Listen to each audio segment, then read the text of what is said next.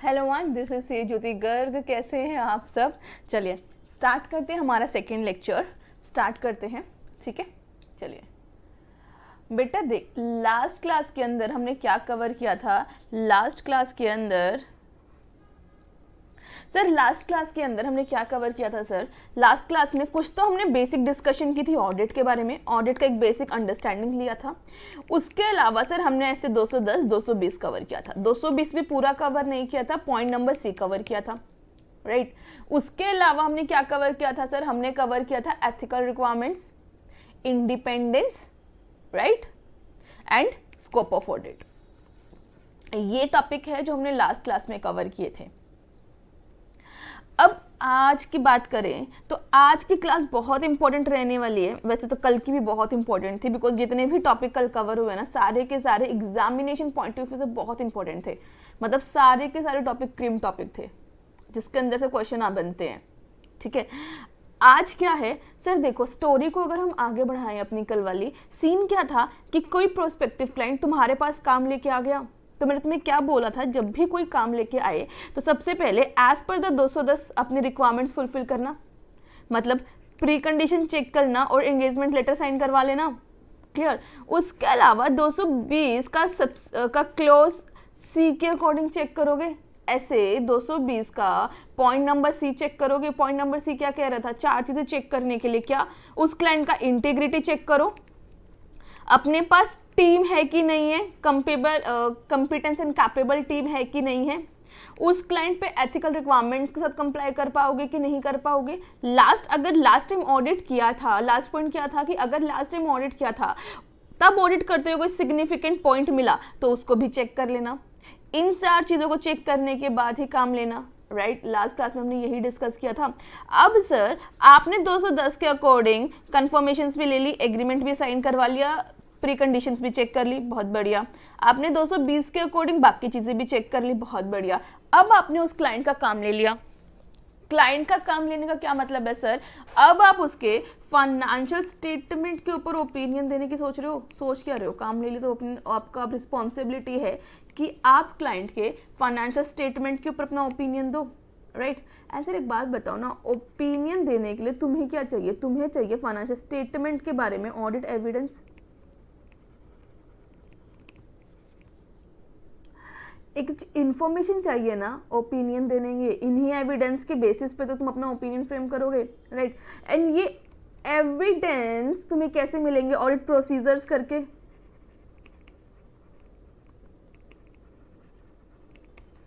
Sir तुम्हें financial statement के ऊपर ओपिनियन देना है, ठीक है, तुमने काम एक्सेप्ट कर लिया। सर एक बात बताओ, ओपिनियन देने के लिए तुम्हें क्या चाहिए? ओपिनियन देने के लिए तुम्हें चाहिए एविडेंस। और एविडेंस कैसे मिलेंगे? जब तुम काम करोगे, जब तुम ऑडिट प्रोसीजर्स करोगे, राइट। लेकिन सर एक बात बताओ, ऐसा थोड़ी ना कि काम मिला और अगले दिन बस पहुंच गए प्रोसीजर करने, ऑडिट एविडेंस ढूंढने। उससे पहले कुछ बेसिक चीजें करोगे ना। क्या क्या करोगे? प्लानिंग करोगे, उस क्लाइंट के यहाँ पे रिस्क असेस करोगे और मटेरियलिटी चेक करोगे। इन्हीं 3 के बेसिस पे तो फिर ऑडिट प्रोसीजर परफॉर्म करोगे ना। पहले ये चेक करोगे ना क्लाइंट के यहाँ पे क्या चीज रिस्की है, क्या चीज मटेरियल है। इन्हीं दोनों के बेसिस पे कितने ऑडिट प्रोसीजर करने हैं, कौन से ऑडिट प्रोसीजर करने हैं, क्या क्या ऑडिट एविडेंस चाहिए, ये सब कुछ कैलकुलेट कर पाओगे, राइट। सर देखो, 210 और 220 के अकॉर्डिंग क्लाइंट का काम एक्सेप्ट कर लिया। अब काम एक्सेप्ट कर लिया तो तुम्हारी रिस्पॉन्सिबिलिटी है कि तुम्हें फाइनेंशियल स्टेटमेंट के ऊपर ओपिनियन देना है। लेकिन भैया ऐसे तो ओपिनियन दे नहीं दोगे ना। ओपिनियन देने के लिए तुम्हें लगेंगे ऑडिट एविडेंस, राइट। कुछ गलत तो नहीं बोल रही? सर ऑडिट एविडेंस कैसे मिलेंगे? काम करके, ऑडिट प्रोसीजर करके। अब ऐसा तो है नहीं कि भाई जाओगे, आज काम लिया, अगले दिन चले जाओगे। उससे पहले उस क्लाइंट के बारे में कुछ बेसिक चीजें तो अंडरस्टैंड करोगे, फिर उसी अंडरस्टैंडिंग पे तो प्रोसीजर परफॉर्म करोगे ना। उसी बेसिस पे डिसाइड करोगे ना काम कम करना है या ज्यादा करना है, या किस एरिया में काम ज्यादा करना है और किस एरिया के अंदर काम कम करना है। इन सब की अंडरस्टैंडिंग सर कहाँ से मिलती है? रिस्क से और मटेरियलिटी से। और फिर रिस्क और मटेरियलिटी डिसाइड करने के बाद तुम करते हो प्लानिंग, और इस प्लानिंग के अकॉर्डिंग फिर करते हो सर काम। ठीक है, बात समझ में आई? क्लियर? आज की क्लास का जो टॉपिक रहेगा ना सर, आज की क्लास का टॉपिक रहेगा planning, risk and materiality. Planning के बारे में बात करता है तुम्हारा ऐसे 300, रिस्क के बारे में बात करता है तुम्हारा ऐसे 315 एंड मटेरियलिटी के बारे में बात करता है ऐसे 320। राइट, बात समझ पा रहे हो?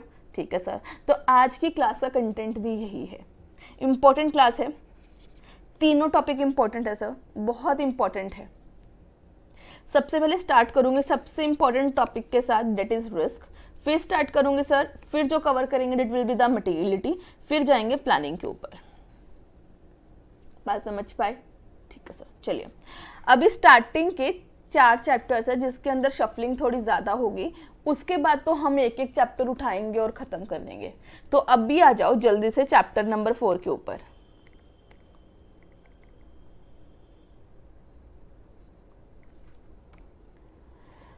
जल्दी जल्दी आ जाओ। आ गया चैप्टर नंबर 4। ठीक है सर। चलिए सबसे पहले मैं बात करूंगी रिस्क के बारे में सर, ऑडिट रिस्क के बारे में। सर किसी भी क्लाइंट का काम लेने से पहले ना, काम लेने से पहले नहीं, किसी भी क्लाइंट का काम करने से पहले एक ऑडिटर को ये चेक करना पड़ता है कि सर वहाँ पे ऑडिट रिस्क कितना है, उसी के बेसिस पे वो अपनी ऑडिट प्रोसीजर परफॉर्म करता है। अब जरा ये समझो कि ऑडिट रिस्क क्या होता है। सर ऑडिट रिस्क है, ऑडिटर ऑडिट करके क्या करता है, फाइनेंशियल स्टेटमेंट के ऊपर अपना ओपिनियन देता है। सर ऑडिट करने का मेन ऑब्जेक्टिव क्या है, ताकि हम अपना ओपिनियन दे सके। एंड सर ऑडिट रिस्क है कहीं जिस काम के लिए हम गए थे कहीं उसी में तो हम कुछ गड़बड़ ना कर दें। हम ओपिनियन देने गए थे, कहीं हम गलत ओपिनियन तो ना दे दें। सर ऑडिट रिस्क क्या है? सर देखो, फाइनेंशियल स्टेटमेंट के ऊपर ओपिनियन देना है। सर देखो, सारी चीज़ें आप जितने भी प्रोसीजर करोगे, आप जो भी प्लानिंग करोगे, अल्टीमेट क्यों कर रहे हो कि भाई ताकि हम फाइनेंशियल स्टेटमेंट, जो मेरे क्लाइंट ने फाइनेंशियल स्टेटमेंट बनाई है उसके ऊपर मैं अपना ओपिनियन दे सकूं। राइट, बात समझ पाए? सर अगर आप वही ओपिनियन गलत दे के आ जाओगे तो सब कुछ गड़बड़ हो जाएगी। ठीक है, तो ऑडिट रिस्क इसी सिचुएशन के बारे में बात करता है कि कहीं तुम फाइनेंशियल स्टेटमेंट के ऊपर इनएप्रोप्रिएट ऑडिट ओपिनियन ना दे आओ। बात समझ पाए? ऑडिट रिस्क क्या है? Audit risk is risk of providing inappropriate audit opinion over financial statements. बात समझ पा रहे हो?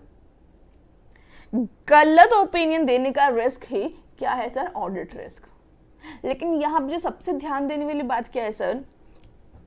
सर देखो, हमारा ओपिनियन 2 तरह का हो सकता है। ऑडिट ओपिनियन तुम्हारा 2 तरीके का हो सकता है, या तो अनमॉडिफाई होगा या मॉडिफाई होगा। मॉडिफाई कब होगा सर? अनमॉडिफाई कब होगा? जब सब कुछ सही था, क्लीन रिपोर्ट देनी चाहिए थी।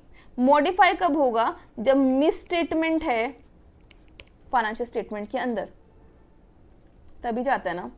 एंड हम बात कर रहे हैं ऑडिट रिस्क क्या है कि कहीं ऑडिटर, सर ऑडिट रिस्क किस चीज का रिस्क है कि कहीं ऑडिटर इनएप्रोप्रिएट ऑडिट ओपिनियन ना दे दे, गलत ओपिनियन ना दे दे। इनएप्रोप्रिएट ऑडिट ओपिनियन का क्या मतलब हुआ सर? जहां पे अनमॉडिफाई ओपिनियन आना चाहिए था वहां पे मॉडिफाई दे दे, और जहां पे मॉडिफाई आना चाहिए था वहां पे अनमॉडिफाई दे दे। इनएप्रोप्रिएट ओपिनियन उसी को बोलोगे ना। लेकिन याद रखना एक चीज सर, देखो अनमॉडिफाई ओपिनियन तो दोनों ही हैं, सॉरी इनएप्रोप्रिएट ओपिनियन तो ये दोनों ही हैं। इनएप्रोप्रिएट का मतलब है सर गलत ओपिनियन देना। देना था अनमॉडिफाइड, दे दिया मॉडिफाई। देना था मॉडिफाई, दे दिया अनमॉडिफाई। ठीक है तो ये दोनों ही इनएप्रोप्रिएट ओपिनियन। लेकिन ऑडिट रिस्क सिर्फ एक ओपिनियन के बारे में बात करता है। ऑडिट रिस्क सिर्फ बात करता है इस सिचुएशन के बारे में। ऑडिट रिस्क खाली इस सिचुएशन के बारे में बात करता है, वो इसके बारे में कुछ नहीं कह रहा। वो सिर्फ कंसर्न है कि भैया जहां पे फाइनेंशियल स्टेटमेंट के अंदर मिस स्टेटमेंट थी, कहीं ऐसी सिचुएशन पे तुम गलत ओपिनियन ना दे दो। मतलब अगर फाइनेंशियल स्टेटमेंट्स के अंदर मिस स्टेटमेंट्स है तो सर कैसा ओपिनियन जाना चाहिए था? मॉडिफाई। यहाँ पे तुम कहीं इनअप्रोप्रिएट ओपिनियन दे दो। यहाँ पे इनअप्रोप्रिएट ओपिनियन देने का क्या मतलब है सर, यहाँ पे तुम कहीं अनमॉडिफाइड ओपिनियन तो ना दे दो। तो सर ऑडिट रिस्क के अंदर दो चीजें हैं, क्या ऑडिट रिस्क, किस चीज का रिस्क है, इनअप्रोप्रिएट ओपिनियन देने का। ऑडिट रिस्क क्या है सर, अप्रोप्रिएट ओपिनियन देने का रिस्क प्लस, लेकिन किस सिचुएशन पे, जहां जाना चाहिए था कैसा सर, मॉडिफाई, और दे क्या दिया, अनमॉडिफाई। मतलब फाइनेंशियल स्टेटमेंट के अंदर मटेरियल में स्टेटमेंट है। तो सर ऑडिट रिस्क खाली इस सिचुएशन के बारे में बात करता है, ये चीज ध्यान रखना, एमसीक्यू आएगा तो ध्यान रखना है, ठीक है। तो ऑडिट रिस्क क्या है, a risk of providing inappropriate opinion when the financial statement containing material misstatement. ये सिचुएशन है और ये रिस्क है। सिचुएशन क्या है, फाइनेंशियल स्टेटमेंट के अंदर गलतियां हैं लेकिन हमने गलत ओपिनियन दे दिया, ठीक है। अब आप बोलोगे कि मैम हम ऑडिट रिस्क इस सिचुएशन के बारे में क्यों नहीं बात कर रहा, ऑडिट रिस्क इस सिचुएशन के बारे में क्यों नहीं बात कर रहा, इनअप्रोप्रिएट ओपिनियन तो ये भी है कि देना चाहिए था अनमॉडिफाइड, दे दिया मॉडिफाई। बेटा एक बात बताओ, जब भी मॉडिफाई ओपिनियन देते हैं ना तो उससे पहले हम मैनेजमेंट के साथ डिस्कस करते हैं कि सर ये गलतियां मिली हैं जिसकी वजह से हम मॉडिफाई ओपिनियन दे रहे हैं, ठीक है। तो एक बात बताओ ना, अगर मिस स्टेटमेंट है ही नहीं और तुम बोल रहे हो मिस स्टेटमेंट है, तो सर आपका क्लाइंट ना सारी जस्टिफिकेशन दे देगा अपने आप को प्रूफ करने के लिए, सर ये देखो आपने चेकिंग गलत करी है, यहाँ पे ये मिस स्टेटमेंट नहीं है, इसके प्रूफ लो आप, है ना। तो ये वाला सिचुएशन तो हो ही नहीं सकता, राइट। लेकिन ये वाला सिचुएशन हो सकता है, ऑब्वियसली गलतियां थी, आपको मिली नहीं, आपने दे दिया अनमॉडिफाइड ओपिनियन, सामने वाला तो खुश है कि चलो सीए को कुछ मिला ही नहीं। बात समझ पा रहे हो।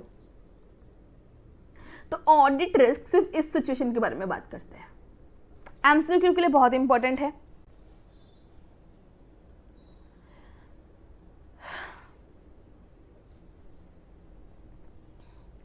अब सर ऑडिट रिस्क के 3 कंपोनेंट हैं।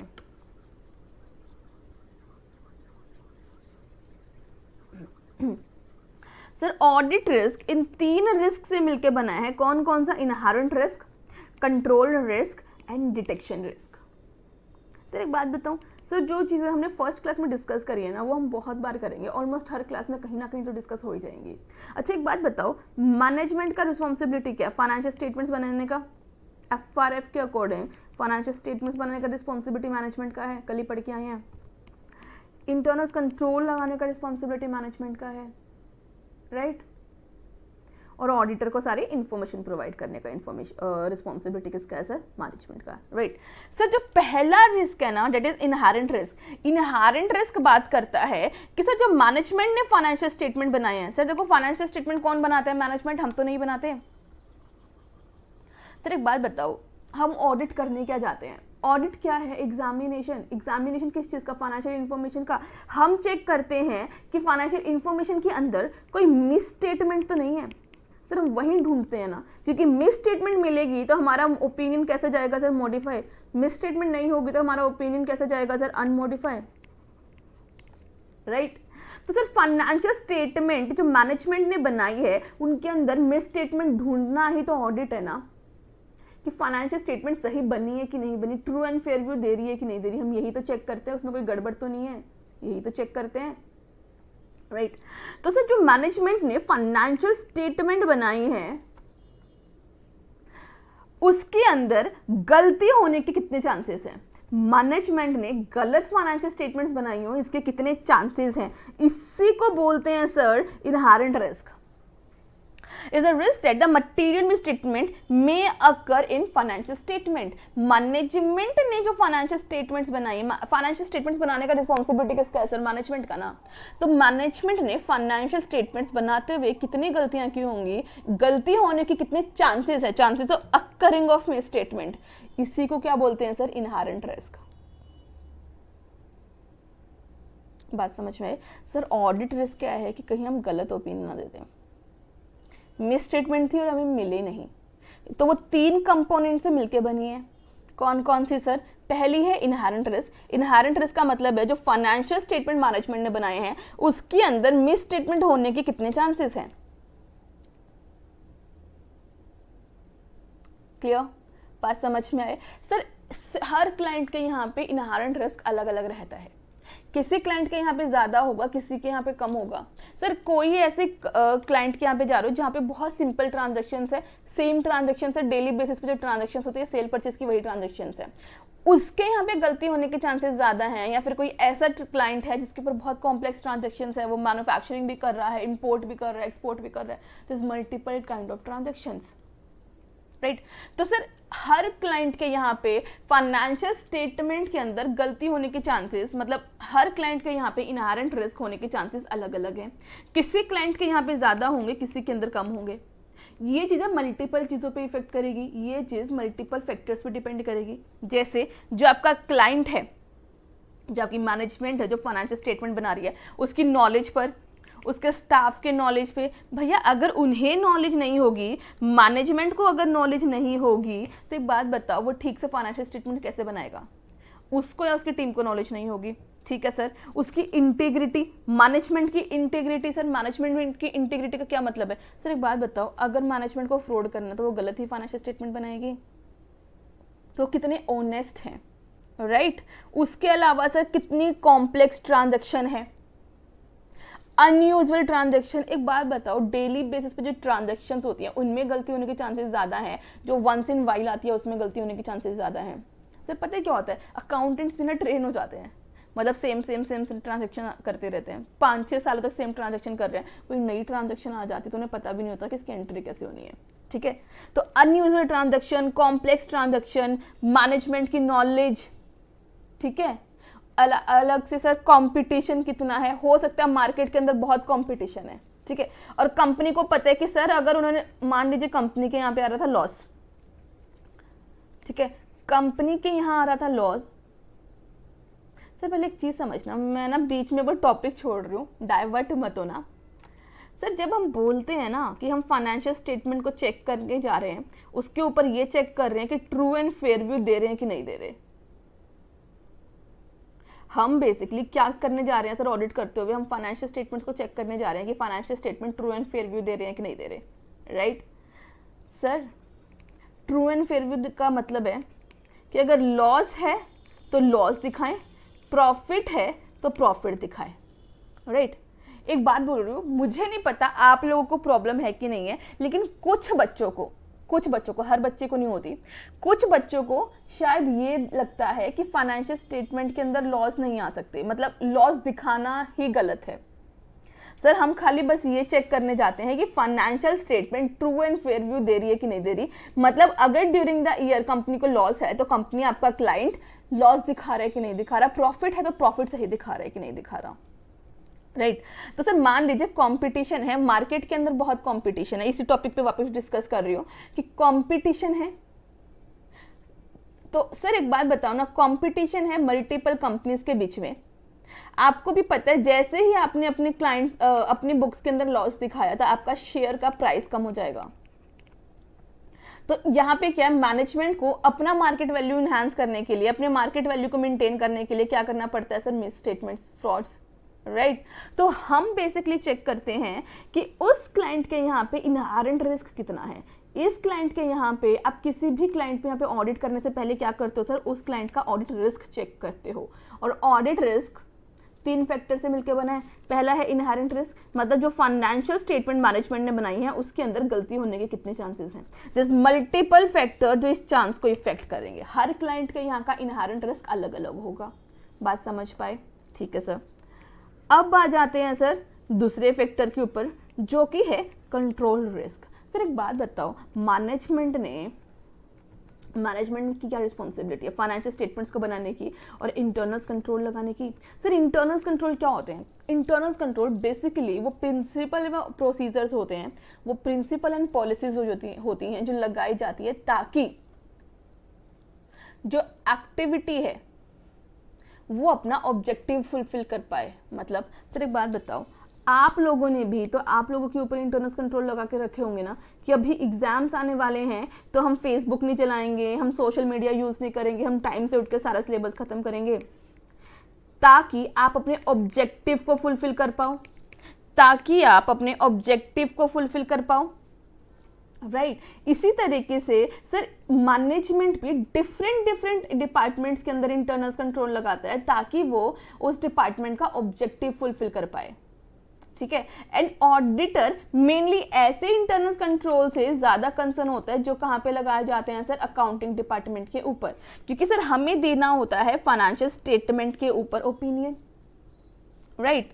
तो सर ऑडिट रिस्क का क्या, सॉरी कंट्रोल रिस्क का क्या मतलब है सर, एक बात बताओ, अकाउंट डिपार्टमेंट के ऊपर जो इंटरनल कंट्रोल लगाए होंगे उनका क्या ऑब्जेक्टिव होगा सर। अकाउंट डिपार्टमेंट क्यों बनाया जाता है कि सारी ट्रांजैक्शन सही टाइम पे सही जगह पे रिपोर्ट हो सके और सही फाइनेंशियल स्टेटमेंट बन सके, इसीलिए अकाउंट डिपार्टमेंट बनाया जाता है कि सारी की सारी अकाउंटिंग ठीक से हो सके, और हम इसी को तो चेक करने आए हैं।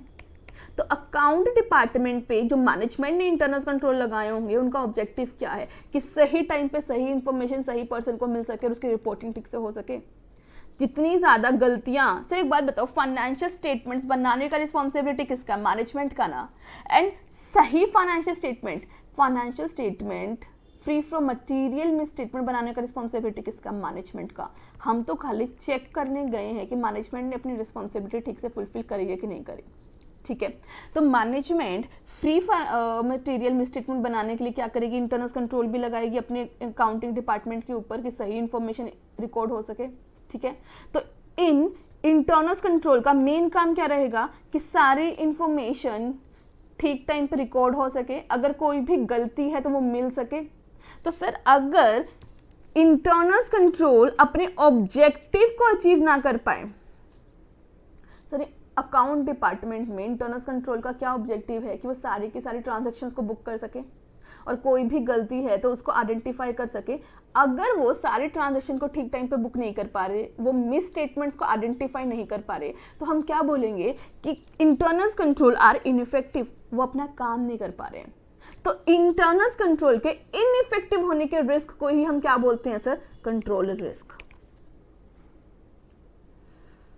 बात समझ में आई सर। इनहेरेंट रिस्क था फाइनेंशियल स्टेटमेंट जो मैनेजमेंट ने बनाई है उसके अंदर बनाते हुए कितनी गलती होंगी, उसके अंदर बनाते हुए कितने चांसेस हैं कि यहाँ पे मिस स्टेटमेंट्स की गई होंगी, ठीक है।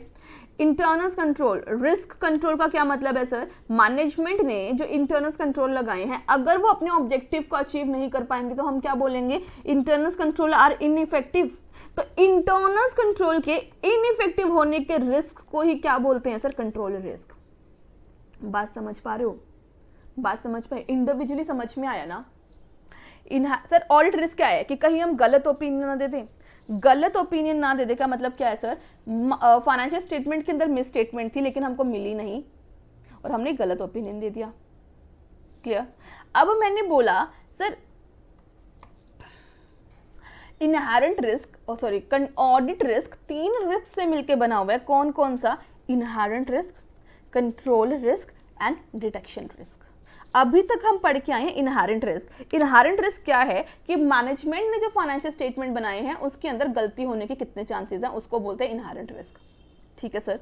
कंट्रोल रिस्क, मैनेजमेंट ने जो इंटरनल कंट्रोल लगाए हैं अगर वो इंटरनल कंट्रोल मिस स्टेटमेंट्स को टाइमली आइडेंटिफाई नहीं कर पाएंगे तो हम क्या बोलेंगे, इंटरनल कंट्रोल कैसे हैं सर, इनइफेक्टिव, क्योंकि वो अपने ऑब्जेक्टिव को ही फुलफिल नहीं कर पा रहे। जिस पर्पस के लिए, सर एक बात बताओ, आपने ना अपने घर पे ना डॉगी रखा है ताकि कल कोई अगर चोर आ जाए तो वो डॉगी उसको पकड़ पाए। सर एक बात बताओ, डॉगी आ रहा है, सॉरी चोर आ रहा है और आपका डॉगी इतना लेजी है कि वो कुछ नहीं कर रहा, वो बैठा हुआ बस देख रहा है, तो एक बात बताओ आपके कंट्रोल लगाने का कोई फायदा हुआ नहीं ना, इनइफेक्टिव हो गए ना। वही बात है, इंटरनल कंट्रोल लगाए थे ताकि फाइनेंशियल स्टेटमेंट के अंदर जो गलतियां उसको आइडेंटिफाई कर पाए। अगर वो उसको आइडेंटिफाई नहीं कर पा रहा, टाइमली आइडेंटिफाई, प्रिवेंट और डिडक्ट नहीं कर पा रहा, तो हम क्या बोलेंगे, इंटरनल कंट्रोल कैसे हैं सर, इनइफेक्टिव। तो इंटरनल कंट्रोल के इनइफेक्टिव होने के रिस्क को ही क्या बोलते हैं सर, कंट्रोल रिस्क। बात समझ पा रहे हो सर, ठीक है सर। अब आ जाते हैं ऑडिट रिस्क के नेक्स्ट पार्ट के ऊपर जो कि है डिटेक्शन रिस्क। डिटेक्शन रिस्क क्या है सर, सर ये देखो, इनहेरेंट एंड कंट्रोल रिस्क था मैनेजमेंट लेवल का रिस्क, कि मैनेजमेंट ने फाइनेंशियल स्टेटमेंट बनाए उसमें गड़बड़ है, मैनेजमेंट जो इंटरनल कंट्रोल वो इनएफेक्टिव है। लेकिन जब मैं बात करती हूँ डिटेक्शन रिस्क की, तो डिटेक्शन रिस्क है सर ऑडिटर का रिस्क। ऑडिटर का रिस्क क्या है सर? सर देखो, हम क्या कर रहे हैं, एग्जामिन करते हैं कि कोई मिस स्टेटमेंट तो नहीं है। अगर हमारा बेसिक ऑब्जेक्टिव क्या, मिस स्टेटमेंट्स को ढूंढना, ठीक है। अगर हमने जो ऑडिट प्रोसीजर लगाए हैं सर, हम ऑडिट प्रोसीजर लगा के क्या करते हैं, मिस स्टेटमेंट्स को ढूंढते हैं ना, कि सही फाइनेंशियल स्टेटमेंट बनी है कि नहीं बनी। सर एक बात बताओ, अगर ऑडिट प्रोसीजर जो ऑडिटर ने लगाए हैं वो मिस स्टेटमेंट्स को आइडेंटिफाई नहीं कर पाएंगे, तो हम क्या बोलेंगे सर, ऑडिटर की प्रोसीजर फेल हो गई। ऑडिटर ने ऑडिट प्रोसीजर क्यों लगाए हैं? ताकि वो मिस स्टेटमेंट्स को आइडेंटिफाई कर पाए। अगर ऑडिटर के ऑडिट प्रोसीजर उनको नहीं ढूंढ पा रहे, तो उसको हम क्या बोलेंगे सर, डिटेक्शन रिस्क।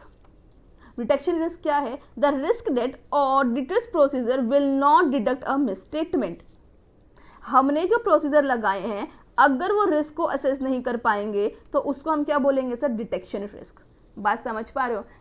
बात समझ पा रहे ना? ठीक है सर। अब जरा ध्यान से सुनना सर, ऑडिट रिस्क के 3 कंपोनेंट है, inherent risk, control risk and detection risk. Inherent and control risk management level का रिस्क है। Inherent and control risk management level का रिस्क है। मतलब एक बात बताओ, फाइनेंशियल स्टेटमेंट किसने बनाई? मैनेजमेंट ने। उसमें गलतियां जो की होंगी वो किसकी वजह से हो रही है? मैनेजमेंट से वजह से। ठीक है सर। कंट्रोल रिस्क क्या है?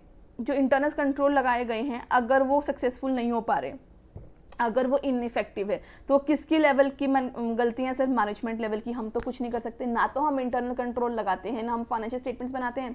तो ये दोनों काम तो मैनेजमेंट ने गड़बड़ करे हैं। तो inherent risk and control risk किसके लेवल के रिस्क है सर? मैनेजमेंट लेवल के।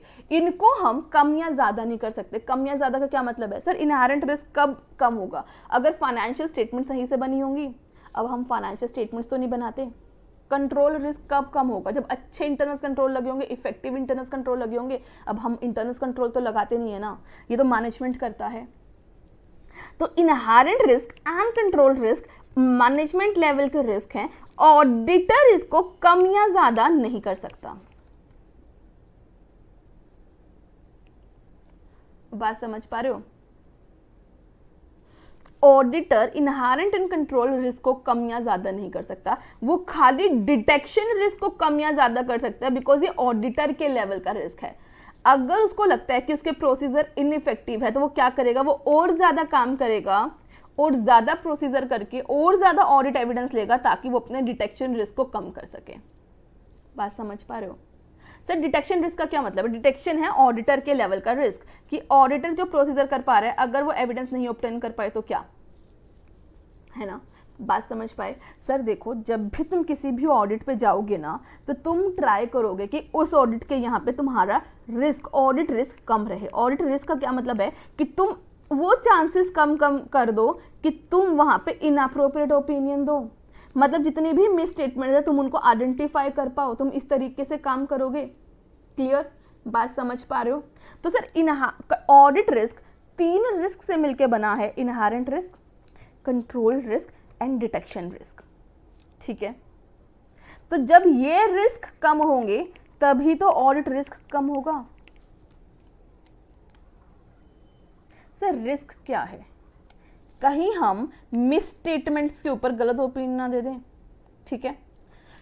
तो इनहेरेंट रिस्क क्या है? अगर इनहेरेंट रिस्क ज्यादा है, इसका क्या मतलब है? कि उस क्लाइंट के यहाँ पे फाइनेंशियल स्टेटमेंट में गड़बड़ ज्यादा है। कंट्रोल रिस्क ज्यादा है, इसका क्या मतलब है? कि वहां के इंटरनल कंट्रोल इनइफेक्टिव हैं, तो वो मिस स्टेटमेंट्स को आइडेंटिफाई नहीं कर पाए होंगे। डिटेक्शन रिस्क का क्या मतलब है? कि ऑडिटर की जो प्रोसीजर है, वो मिस स्टेटमेंट्स को आइडेंटिफाई नहीं कर पाए, ढूंढ नहीं पाए। राइट? बात समझ पाए? तो ऑडिटर जब भी ऑडिट करता है, तो वो ट्राई करता है कि वो अपने ऑडिट रिस्क को जितना कम हो सके उतना कम कर ले। ठीक है। अब सर ये देखो, ऑडिट रिस्क 3 रिस्क से मिलकर बना है, inherent risk, control risk and detection risk. अब ये जो 2 रिस्क हैं, ये है मैनेजमेंट लेवल के रिस्क। इनको हम कम या ज्यादा नहीं कर सकते। ऑडिटर खाली डिटेक्शन रिस्क को कम या ज्यादा करेगा। कम या ज्यादा कैसे करेगा? काम ज्यादा करके अपने डिटेक्शन रिस्क को कम करेगा। ठीक है, ऑडिटर सिर्फ इन दो रिस्क को असेस करता है, उसको चेक करता है, उसके बेसिस पे अपने डिटेक्शन रिस्क को कम या ज्यादा करता है। बात समझ पा रहे हो? सर एक बात बोलूं, इनहेरेंट एंड कंट्रोल रिस्क को, ये दोनों मैनेजमेंट लेवल के रिस्क है और इनको जॉइंटली बोला जाता है sir risk of material misstatement. इन दोनों को साथ में क्या बोला जाता है sir? Risk of material misstatement. बात समझ पा रहे हो?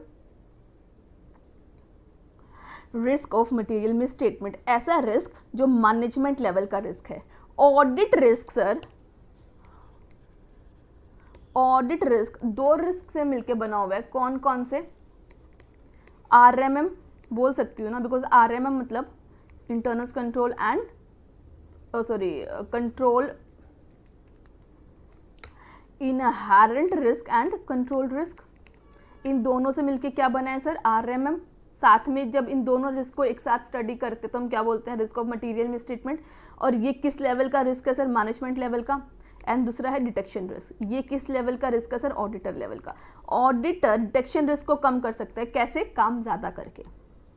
तो सर काम कम या ज्यादा कितना करना है ये डिसाइड करने के लिए सर देखो, ऑडिट करते हुए ना ऑडिटर का जो मेन ऑब्जेक्टिव होता है वो ये होता है कि वो फाइनेंशियल स्टेटमेंट पे सही ओपिनियन दे दे। सिंपल लैंग्वेज में बोल रही हूँ, अब ध्यान से सुनना। जब भी तुम्हारा ऑडिट करोगे तो तुम क्या सोचोगे कि तुम सही ओपिनियन दे दो। सही ओपिनियन का क्या मतलब है? तुम अपने ऑडिट रिस्क को कम कर लो, है ना? ऑडिट रिस्क है इनअप्रोप्रिएट ओपिनियन, गलत ओपिनियन देने का रिस्क। अब सर तुम ऑडिट रिस्क को सिर्फ कैसे कम कर सकते हो? काम ज्यादा करके। अब किस क्लाइंट के यहाँ पे काम ज्यादा करना है कम, ये डिपेंड करेगा उस क्लाइंट के यहाँ पे inherent risk and control risk कितना है, कि मैनेजमेंट ने जो फाइनेंशियल स्टेटमेंट बनाई है उसमें गड़बड़ होने के चांसेस कितने हैं, और मैनेजमेंट ने जो इंटरनल कंट्रोल लगाए हैं वो इफेक्टिव हैं कि नहीं है। या मैं कंप्लाइंटली बोल सकती हूँ वो डिपेंड करेगा रिस्क ऑफ मटीरियल मिसस्टेटमेंट पे। अगर किसी क्लाइंट के यहाँ पे रिस्क ऑफ मटीरियल मिसस्टेटमेंट कम है, मतलब क्लाइंट, आपका जो क्लाइंट है वो बहुत इंटेलिजेंट है, इंटीग्रिटी अच्छी है, तो पता है कि उसके यहाँ पे फाइनेंशियल स्टेटमेंट में गलती होने के चांसेस कम है। ठीक है, उसने अपने कंट्रोल देखे, कंट्रोल भी बहुत अच्छे लगाए हैं, तो उस क्लाइंट के यहाँ पे RMM कम होगा, रिस्क ऑफ मटेरियल मिसस्टेटमेंट कम होगी। तो सर आप कम काम करके भी अपने डिटेक्शन रिस्क को लेवल पे रख सकते हो, अपने ऑडिट रिस्क को लेवल पे रख सकते हो। बात समझ पा रहे हो? सर बात समझो, ऑडिट रिस्क क्या है कि कहीं गलत ओपिनियन ना दे दे। ऑडिट रिस्क 3 कंपोनेंट से मिलकर बना है, inherent risk, control risk and detection risk, right. Inherent and control risk को जॉइंटली हम बोलते हैं risk of material misstatement. Risk of material misstatement management level का रिस्क है, ठीक है। ऑडिटर काम करता है कि वो अपने ऑडिट रिस्क को कम से कम कर दे। ऑडिट रिस्क को कम से कम करने का क्या मतलब है कि वो इनअप्रोप्रिएट ओपिनियन ना दे के अप्रोप्रिएट ओपिनियन दे। वो जब भी काम करेगा इस तरीके से करेगा कि वो सही ओपिनियन दे सके। ठीक है सर, सही ओपिनियन का मतलब है कि हम अपने ऑडिट रिस्क को कम कर सकें। सर अब ठीक है, अब मैंने आपको बोला कि ऑडिट रिस्क 2 रिस्क से मिलकर बना है, RMM एंड डिटेक्शन रिस्क। ठीक है, ये मैनेजमेंट लेवल का रिस्क है। अब फाइनेंशियल स्टेटमेंट भी हम नहीं बना सकते, इंटरनल कंट्रोल भी हम नहीं लगा सकते। ठीक है, हम तो खाली यहाँ पे काम ज्यादा या कम करके अपने डिटेक्शन रिस्क को कम या ज्यादा कर सकते हैं। ठीक है, बात समझ पा रहे हो? तो सर ऑडिटर ऑडिट रिस्क को कम करने के लिए क्या करता है? वो 2 चीजें करता है। सबसे पहले तो वो जिस भी क्लाइंट के यहाँ पे जाता है ना, काम करने से पहले ये चेक करता है कि उस क्लाइंट पे RMM risk of material misstatement कितना है, इस क्लाइंट के यहाँ पे inherent risk and control risk कितना है। पहले वो ये चेक करता है, क्योंकि इसको हम कम या ज्यादा नहीं कर सकते, इसको तो हम खाली असेस कर सकते हैं, चेक कर सकते हैं। ठीक है, और फिर इसके बेसिस पे वो डिसाइड करता है कि वो अपने डिटेक्शन रिस्क को कम रखेगा या ज्यादा रखेगा। अगर किसी क्लाइंट पे RMM risk of material misstatement होने के चांसेस कम है तो सर हम थोड़ा कम काम करके भी अप्रोप्रिएट ओपिनियन दे देंगे ना। लेकिन किसी क्लाइंट के यहाँ पे अगर रिस्क ज़्यादा है तो हमें ज़्यादा से ज़्यादा काम करके ज़्यादा ऑडिट एविडेंस ऑब्टेन करने पड़ेंगे। बात समझ पाए? इसका एक बहुत सिंपल एग्जांपल से समझाऊं। बेटा एक बात बताओ, तो CA के पेपर के लिए और BCom के पेपर के लिए सेम लेवल पे पढ़ता है क्या? सर सीए के अंदर सर हमारा पेपर देने का मेन ऑब्जेक्टिव क्या, पास करना, रिस्क क्या है, फेल होना। तो सीए के अंदर फेल होने के चांसेस ज़्यादा है या बीकॉम के अंदर? बीकॉम के अंदर ज़्यादा है सीए के अंदर? सर सीए के अंदर। तो पढ़ाई कहाँ पे ज़्यादा करते हो, सीए के अंदर? बीकॉम में भी क्या सीए के लेवल की पढ़ाई करते हो? नहीं सर, चांस ही नहीं है। आप बोलोगे मैम लास्ट ईयर का 8 क्वेश्चन पेपर, 5 क्वेश्चन पेपर पढ़ के जाते हैं बस, है ना। तो बेटा वही बात है, जैसे बीकॉम के अंदर फेल होने के चांसेस कम है तो वहाँ पे आपने काम कम किया, और सीए में फेल होने के चांसेस ज़्यादा है, वहाँ पे आपने काम ज़्यादा किया। आपने पहले रिस्क असेस किया, उसके बाद अपना काम स्टार्ट किया ना कि पढ़ाई कम करूँगा या ज़्यादा करूँगा। वही चीज़ है सर, किसी भी क्लाइंट पे जाने से पहले तुम उस क्लाइंट के आरएमएम को देखते हो। सर एक बात बताओ ना, यहाँ पे भी 2 लेवल पे है। एक तो पेपर कैसा बना है, हमारा आईसीआई पेपर कैसा बना रहा है और चेकिंग कैसे कर रहा है। दूसरा चीज़ स्टूडेंट लेवल पे रिस्क है सर, कि वो पढ़ाई कितनी कर रहा है और पेपर कैसे लिख के आ रहा है ना। तो सर हम आईसीआई को तो पेपर टफ बनाना तो वो बनाएगा ही बनाएगा, उसको जैसी चेकिंग करनी है वो वैसे ही करेगा। सिर्फ हम पढ़ के अपने रिस्क को कम कर सकते हैं, वही चीज़ है। तो हमारे जो रिस्क है 2 लेवल पे मिलके बने हैं फेल होने के, आईसीआई लेवल पे और स्टूडेंट लेवल पे। हम खाली अपने लेवल पे काम ज़्यादा करके, मतलब पढ़ाई करके अपने रिस्क को कम कर लेते हैं, लेकिन यहाँ पे हमारा फेल होने के चांसेस कम होते हैं, तो हम कम पढ़ाई करके भी पास हो जाते हैं। सेम वही बात सर यहाँ पे है। देखो ऑडिट रिस्क 3 रिस्क से मिलके बना है, inherent risk, control risk and detection risk. और इनहेरेंट एंड कंट्रोल को हम बोल सकते हैं sir RMM, risk of material misstatement. ठीक है, ये तो मैनेजमेंट लेवल का रिस्क है, क्लाइंट लेवल का रिस्क है। हम तो खाली डिटेक्शन रिस्क को कम या ज़्यादा कर सकते हैं बिकॉज वो हमारे लेवल का रिस्क है। ठीक है, बात समझ पाए? तो सर हम क्या करते हैं, हम अपने ऑडिट रिस्क को कम करने के लिए, मतलब इनअप्रोप्रिएट ना ओपिनियन दे दे, सही ओपिनियन देने के लिए हम क्या करते हैं, हम इस रिस्क की स्टडी करते हैं, RMM, risk of material misstatement की स्टडी करते हैं। और अगर रिस्क कम लगता है तो सर हम कम काम करते हैं, अपने डिटेक्शन रिस्क को ज़्यादा कम नहीं करते। ठीक है, अगर inherent RMM, risk of material misstatement आपको ज़्यादा लगता है तो आप ज़्यादा काम करके अपने ऑडिट रिस्क को कम करते हो, अपने डिटेक्शन रिस्क को कम करते हो। बात समझ पा रहे हो सर? वो जो एग्जाम वाला भी मैंने आपको एग्जाम्पल दिया उसके बाद तो एकदम क्लियर समझ में आ जाना चाहिए। सर ये मैनेजमेंट लेवल का रिस्क है, इसको तो कम या ज़्यादा नहीं कर सकते, इसको हम स्टडी करते हैं और इसके बेसिस पे काम करके, इसके बेसिस पे ऑडिट प्रोसीजर परफॉर्म करके हम अपने डिटेक्शन रिस्क को कम करते हैं। क्लियर? बात समझ पा रहे हो? अब sir risk of material misstatement को किस तरीके से स्टडी करना है? सर इस रिस्क को हम खाली स्टडी कर सकते हैं। अब इस रिस्क को कैसे स्टडी करना है, इसके लिए हमारे पास एक स्टैंडर्ड है ऐसे 315 जो बताता है कि भैया किसी भी क्लाइंट के यहाँ पे तुम किस तरीके से रिस्क की स्टडी करोगे। ठीक है, बात समझ पाए? सर अगर मैं बात करूं ऐसे 315 ने, सर ऐसे 315 ने बताया है कि तुम रिस्क ऑफ मटेरियल मिसस्टेटमेंट, मतलब inherent risk and control risk को किस तरीके से स्टडी करोगे, बिकॉज उसकी स्टडी करने के बाद ही तो तुम उसके रिगार्डिंग अपना काम, उसके बाद ही तो तुम डिसाइड करोगे ना कि तुम्हें काम कम करना है या ज़्यादा करना है, राइट? तो हर क्लाइंट के यहाँ पे काम एक्सेप्ट करने के बाद जो दूसरी चीज़ रहती है वो क्या रहती है सर, ये आइडेंटिफाई करना कि उस क्लाइंट के यहाँ पे, ये आइडेंटिफाई करना कि उस क्लाइंट के यहाँ पे रिस्क कितना है, रिस्क ज़्यादा है या कम है। अगर रिस्क ज़्यादा होगा तो सर आपको ज़्यादा काम करना होगा, ज़्यादा काम करके ज़्यादा ऑडिट एविडेंस ऑब्टेन करने होंगे। और रिस्क कम है तो सर कम काम करने से भी आपका काम चल जाएगा। तो काम कितना करना है ये डिसाइड करने के लिए सबसे पहले आप असेस करते हो सर उसका रिस्क, और रिस्क असेस करने के लिए हमारे पास है स्टैंडर्ड 315। ठीक है, ऐसे 315 ने बोला है कि रिस्क असेस करने के लिए, आरएमएम को असेस करने के लिए आपको कुछ बेसिक चीज़ों की अंडरस्टैंडिंग लेनी पड़ेगी उस क्लाइंट की। सर उसने बोला जिस भी क्लाइंट के तुम रिस्क असेस कर रहे हो तो रिस्क असेस करने के लिए तुम्हें उस क्लाइंट के कुछ बेसिक चीज़ों के बारे में अंडरस्टैंडिंग लेनी होगी। इसी इंफॉर्मेशन की स्टडी करके तुम्हें पता चलेगा इस क्लाइंट के यहाँ पे रिस्क ज़्यादा है या कम है। बात समझ पा रहे हो सर? ऐसे 315 ने बोला, सर ऐसे 315 ना खाली 3 चीज़ें बोल रहा है। पहली चीज़ उसने बताई कि तुम्हें कुछ बेसिक इंफॉर्मेशन ऑब्टेन करनी पड़ेगी क्लाइंट के बारे में। उस इंफॉर्मेशन की स्टडी करके तुम्हें पता चलेगा कि इस क्लाइंट के यहाँ पर रिस्क कम है या ज़्यादा है। ठीक है सर। और वो क्या इंफॉर्मेशन है, तुम्हें इंफॉर्मेशन लेनी पड़ेगी उस क्लाइंट के इंडस्ट्री के बारे में कि वो किस इंडस्ट्री में काम कर रहा है, कौन कौन से लॉ एंड रेगुलेशन उसके ऊपर लगते हैं एंड अदर एक्सटर्नल फैक्टर्स। ठीक है, उसके ऊपर वो कौन सी इंडस्ट्री में काम कर रहा है, उसके ऊपर कौन कौन से लॉ एंड रेगुलेशन लग रहे हैं, कौन से प्रिंसिपल्स वो यूज़ करता है अपने बिजनेस के अंदर, राइट। तो तुम्हें उसकी नॉलेज लेनी पड़ेगी।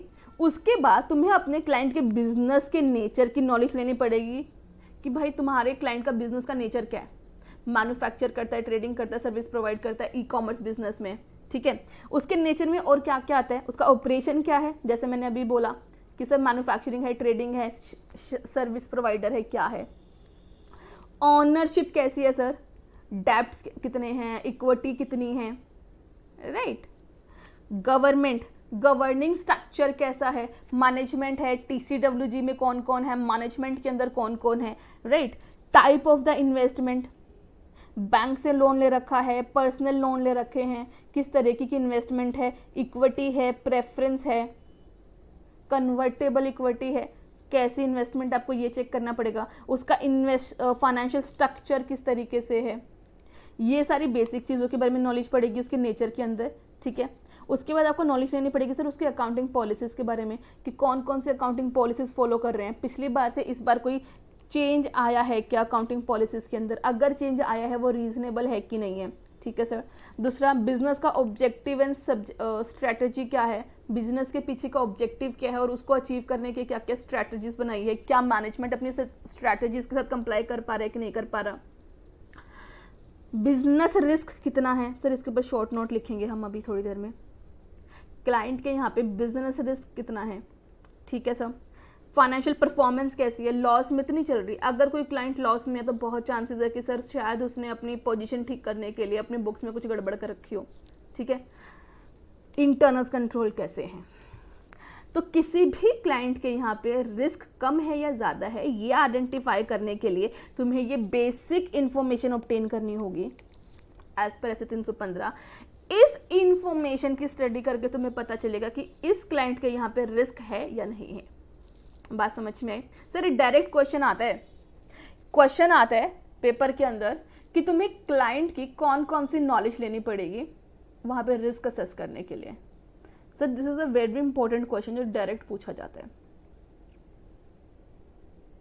ठीक है। अब सर ये इंफॉर्मेशन तुम्हें मिलेगी कैसे, तो ऐसे 315 ने बोला ये इंफॉर्मेशन ऑब्टेन करने के लिए, ऐसे 315 ने बोला कि ये इंफॉर्मेशन ऑब्टेन करने के लिए तुम्हें क्या करना पड़ेगा सर, ये इंफॉर्मेशन ऑब्टेन करने के लिए तुम्हें करने पड़ेंगे सर रिस्क असेसमेंट प्रोसीजर्स। उसने बोला तुम्हें ये इंफॉर्मेशन ऑब्टेन करने के लिए, एक सेकंड होल्ड करो सर। हाँ जी सर। तो ऐसे 315 ने बोला कि बेसिक इंफॉर्मेशन है सर। ऐसे 315 क्या बता रहा है कि किसी भी क्लाइंट के यहाँ पे रिस्क कैसे असेस करोगे। ठीक है।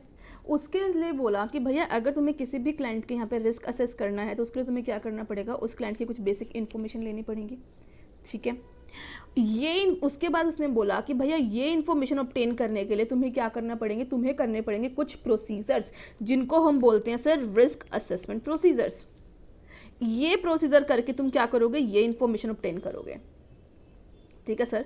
क्या क्या प्रोसीजर बताया उसने, बोला आप इंक्वायरी करोगे मैनेजमेंट एंड अदर्स के साथ। ठीक है। उसके बाद उन्होंने बोला कि सर आप एनालिटिकल प्रोसीजर्स करोगे। सर एनालिटिकल प्रोसीजर के ऊपर हमारे पास एक कंप्लीट चैप्टर है, हम अपनी कुछ नेक्स्ट 3rd क्लास तक वो कर लेंगे। ठीक है। तो वहाँ पे एकदम डिटेल में पढ़ेंगे। अभी सुन लो, फिर से वापस आके यहाँ चीज़ कनेक्ट करवाऊंगी। ठीक है। आप क्या कर सकते हो, आप मैनेजमेंट और अदर पर्सन से इंक्वायरी कर सकते हो। ठीक है। आप एनालिटिकल प्रोसीजर परफॉर्म कर सकते हो। उसके अलावा ऑब्जर्वेशन एंड इंस्पेक्शन कर सकते हो। इन 4 प्रोसीजर्स को क्या बोला जाता है सर, रिस्क असेसमेंट प्रोसीजर। इन प्रोसीजर्स का यूज करके तुम क्या कर सकते हो, तुम क्लाइंट की इंफॉर्मेशन ऑब्टेन कर सकते हो, ये बेसिक इंफॉर्मेशन। और इस इंफॉर्मेशन की स्टडी करके तुम्हें क्या पता चलेगा कि उस क्लाइंट के यहाँ पे रिस्क है कि नहीं है। तुम आइडेंटिफाई करोगे उस क्लाइंट के यहाँ पे RMM risk of material misstatement है कि नहीं है। ठीक है, अब सर एक क्वेश्चन बनता है पेपर के अंदर कि तुम्हें नॉलेज क्या क्या लेनी है क्लाइंट के बारे में, तो सर ये आएगा रिस्क ऑफ मटेरियल मिसस्टेटमेंट्स को आइडेंटिफाई करने के लिए जो क्या क्या प्रोसीजर कर सकते हो, RMM के बारे में बताओ, तो सर ये 4 प्रोसीजर आएंगे। अब सर आपने ये प्रोसीजर परफॉर्म किए, ये प्रोसीजर परफॉर्म करके तुम्हें ये इंफॉर्मेशन मिली। अब इस इंफॉर्मेशन की स्टडी करके तुम्हें आइडेंटिफाई करना है कि इस क्लाइंट के यहाँ पे रिस्क कम है या ज़्यादा है, जिसको हम बोलते हैं identifying and assessing the risk of material misstatement. बात समझ पा रहे हो? पेपर के अंदर क्वेश्चन आता है identifying and assessing the risk of material misstatement. ठीक है, तो आइडेंटिफाई क्या करना है, रिस्क है या नहीं है। सर अगर रिस्क आइडेंटिफाई हो जाए तो क्या करोगे सर, आप आइडेंटिफाई करोगे कि रिस्क जो है, आपने पहले रिस्क देखा रिस्क है कि नहीं है, तो फिर उसको असेस करोगे। असेस करने का मतलब है सर उसकी स्टडी करोगे कि सर क्या रिस्क है, वो परवेसिव है कि नहीं है। परवेसिव का क्या मतलब है सर, जब भी आप रिस्क देखते हो ना, रिस्क ऑफ मटेरियल मिसस्टेटमेंट, तो सर RMM को ना आप 2 लेवल पे देखते हो। RMM को हमेशा आप 2 लेवल पे देखते हो कि वो risk financial statement as a whole है या किसी पर्टिकुलरली किसी अजर्शन को इफेक्ट कर रहा है। जब भी तुम RMM, अगर तुम्हें कभी भी रिस्क मिलेगा तो तुम उसकी स्टडी करोगे कि इसका इम्पैक्ट कहाँ कहाँ पे जा रहा है। आप देखोगे वो पूरी की पूरी financial statement as a whole को इफेक्ट कर रहा है या किसी पर्टिकुलर अजर्शन, किसी पर्टिकुलर ट्रांजैक्शन को असेस कर रहा है, इफेक्ट कर रहा है। ठीक है सर, सबसे पहले तुमने रिस्क आइडेंटिफाई किया कि रिस्क है कि नहीं है। अगर रिस्क आइडेंटिफाई हो जाता है तो तुम ये सारी की सारी स्टडी करते हो उस रिस्क के बारे में, क्या क्या वो परवेसिव है कि नहीं है। परवेसिव का मतलब है कि वो पर्टिकुलर किस लेवल पे इफेक्ट कर रही है, वो पूरे के पूरे फाइनेंशियल स्टेटमेंट लेवल पे इफेक्ट कर रही है या किसी पर्टिकुलर अजर्शन को इफेक्ट कर रही है, किसी पर्टिकुलर ट्रांजैक्शन को इफेक्ट कर रही है। ठीक है सर, फिर देखोगे सर अगर वो किसी ट्रांजैक्शन को इफेक्ट कर रही है तो उस ट्रांजैक्शन के ऊपर उसका क्या इम्पैक्ट पड़ रहा है, कहाँ कहाँ पे वो उसको गलत करेगी। ठीक है, उसके लाइक्लीहुड क्या है, इस रिस्क के जो तुमने रिस्क आइडेंटिफाई किया है उसके अक्कर होने के चांसेस कितने हैं, लाइक्लीहुड कितने हैं, उस रिस्क के अक्कर होने के चांसेस कितने हैं। ठीक है सर, लास्ट अगर तुमने जो रिस्क आइडेंटिफाई किया है वो सिग्निफिकेंट है या नहीं। सर ऐसे मैंने बहुत सारी बातें बोल दी जिसमें शायद तुमको डाउट होगा। सर देखो, हम डिस्कस कर रहे थे रिस्क ऑफ मटेरियल मिसस्टेटमेंट। हमने एक्चुअली स्टार्ट किया था ऑडिट रिस्क के साथ। ऑडिट रिस्क 2 रिस्क से मिलकर बना है, RMM एंड डिटेक्शन रिस्क। तो ऑडिटर पहले क्या करता है, RMM की स्टडी करता है ताकि वो डिसाइड कर सके कि वो आपको काम कम करना है या ज़्यादा करना है। ठीक है, सो डिटेक्शन रिस्क कम रखना है या ज़्यादा रखना है। ठीक है, अब RMM की स्टडी करने के लिए हमारे पास है SA 315। ठीक है, SA 315 ने बोला किसी क्लाइंट पर रिस्क है कि नहीं है। यहाँ पे रिस्क है कि नहीं है ये आइडेंटिफाई करने के लिए तुम्हें कुछ बेसिक इन्फॉर्मेशन चाहिए क्लाइंट की। ये इन्फॉर्मेशन ऑब्टेन करने के लिए तुम्हें क्या करना है सर, कुछ प्रोसीजर्स करने हैं जिनको हम बोलते हैं risk assessment procedures. Right sir, अब ये प्रोसीजर करके आपने जो ये इन्फॉर्मेशन ऑब्टेन करी है इसको स्टडी करके तुम्हें देखना है इस क्लाइंट के यहाँ पे रिस्क है कि नहीं है। ठीक है, अगर कोई रिस्क मिलता है तो उसके बारे में आप उसको असेस करोगे। असेस क्या करोगे, वो परवेसिव है कि नहीं है, मतलब वो फाइनेंशियल लेवल पे इफेक्ट कर रही है, मतलब एक पूरी फाइनेंशियल स्टेटमेंट को इफेक्ट कर रही है। सर एक बात बताओ, अगर मैनेजमेंट ने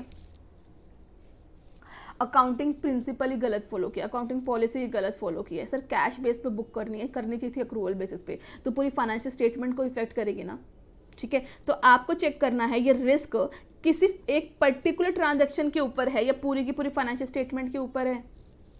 ठीक है, उसके बाद देखोगे कि अगर ये रिस्क अक्कर होता है, सर देखो रिस्क है, ठीक है, तो अगर ये रिस्क अक्कर होता है ये कितना गलत हो सकता है, व्हाट कैन गो रॉन्ग, इसकी वजह से कहाँ कहाँ गलतियां हो सकती हैं, इस रिस्क के अक्कर होने के कितने चांसेस हैं, और ये रिस्क सिग्निफिकेंट रिस्क है या अदर रिस्क है। सर सिग्निफिकेंट रिस्क वो रिस्क होता है जिसके अक्कर होने के चांसेस भी ज़्यादा होते हैं, higher likelihood of occurrence, likelihood का मतलब होता है सर चांस, तो उसके अक्कर होने के चांसेस भी ज़्यादा हैं, और अगर ये गलती हुई, अगर ये रिस्क एक्चुअली में अक्कर हुआ, तो भैया इसका इम्पैक्ट भी ज़्यादा होगा। अगर रिस्क, सर हमने रिस्क पढ़ा ना, सर देखो हम स्टडी कर रहे हैं कि इस क्लाइंट के यहाँ पे गलती होने के चांसेस कितने हैं, रिस्क कितना है, तो हम डिस्कस कर रहे हैं अगर ये हमने कोई रिस्क मिला है तो ये रिस्क सिग्निफिकेंट है या अदर रिस्क है। सिग्निफिकेंट का मतलब होता है ऐसा रिस्क कि उसके चांसेस ज़्यादा हैं एग्जीक्यूट होने के, रिस्क है, ठीक है। तो रिस्क एक्चुअल में अक्कर होने के चांसेस भी ज़्यादा हैं, और अगर ये रिस्क हुआ तो इसका इम्पैक्ट भी ज़्यादा होगा, इसकी वजह से गड़बड़ भी ज़्यादा होंगी, ठीक है। तो सर ये कुछ रिस्क है जिनको हम सिग्निफिकेंट रिस्क बोलते हैं, ठीक है। दे आर सम रिस्क जिनको हम क्या बोलते हैं सर, सिग्निफिकेंट रिस्क। हाँ जी, तो these are the some risk which is very important and significance. Clear. इसके एक बार इसके ऊपर भी डायरेक्ट क्वेश्चन आता है सर, इंपॉर्टेंट टॉपिक है, यू का यू क्वेश्चन पूछा जाता है कि सर कौन कौन से रिस्क सिग्निफिकेंट रिस्क होते हैं। एक बार ये वाला टॉपिक थोड़ा खत्म कर लें, उसके बाद ये वाला क्वेश्चन डिस्कस करेंगे। इंपॉर्टेंट है, सुपर इंपॉर्टेंट है, मतलब डायरेक्ट क्वेश्चन पूछते हैं, आता है एग्जाम के अंदर। सर हम अभी पढ़ के आए थे, मैंने सिर्फ आपको बोला कि ऑडिटर आरएमएम की स्टडी करता है। आरएमएम की स्टडी करने के लिए हमारे पास कुछ ऑडिट प्रोसीजर हैं, और ये ऑडिट प्रोसीजर करके वो ये बेसिक इन्फॉर्मेशन ऑब्टेन करता है, और इसके बेसिस पे वो स्टडी करता है कि रिस्क है कि नहीं है। अगर है तो फिर उसके बारे में और चीज़ें स्टडी करते हैं कि भाई वो परवेसिव है, मतलब वो फाइनेंशियल स्टेटमेंट लेवल पे है या ट्रांजेक्शन लेवल पे है, राइट। उसके बाद वो देखते हैं कि अगर ये रिस्क एक्चुअल में अक्कर होता है तो इसकी वजह से इसका इम्पैक्ट क्या होगा, what can go wrong, right. उसके बाद देखते हैं सर लाइक्लीहुड, चांस कितने हैं, और ये रिस्क सिग्निफिकेंट रिस्क है या अदर रिस्क है। क्लियर। सर एक और क्वेश्चन बनता है, सर ये था आपका पूरा का पूरा ऐसे 315। अब यहाँ पे ये 3 क्वेश्चन तो पेपर के अंदर बनते हैं कि सर आरएमएम क्या है, इंफॉर्मेशन क्या ऑब्टेन करोगे तुम क्लाइंट के बारे में, एंड उसके बाद रिस्क को आइडेंटिफाइंग एंड असेस क्या करोगे। ये सर देखो ये वाले 2 क्वेश्चन है ना, ये फिर भी डायरेक्ट क्वेश्चन है, बच्चे गड़बड़ नहीं करते, बच्चे गड़बड़ करते हैं इस वाले क्वेश्चन के अंदर। Identifying and assessing the risk of material misstatement, वो ये सारी स्टोरी लिखाएंगे, वो ये चीज़ें नहीं लिख के आते। दीज आर इंपॉर्टेंट, इसको याद रखना कि पेपर के अंदर क्वेश्चन आए कि how to identifying and assessing the risk of material misstatement, या फिर हाउ टू असेस, तो भैया असेस के अंदर आप लिख के आओगे by performing the risk of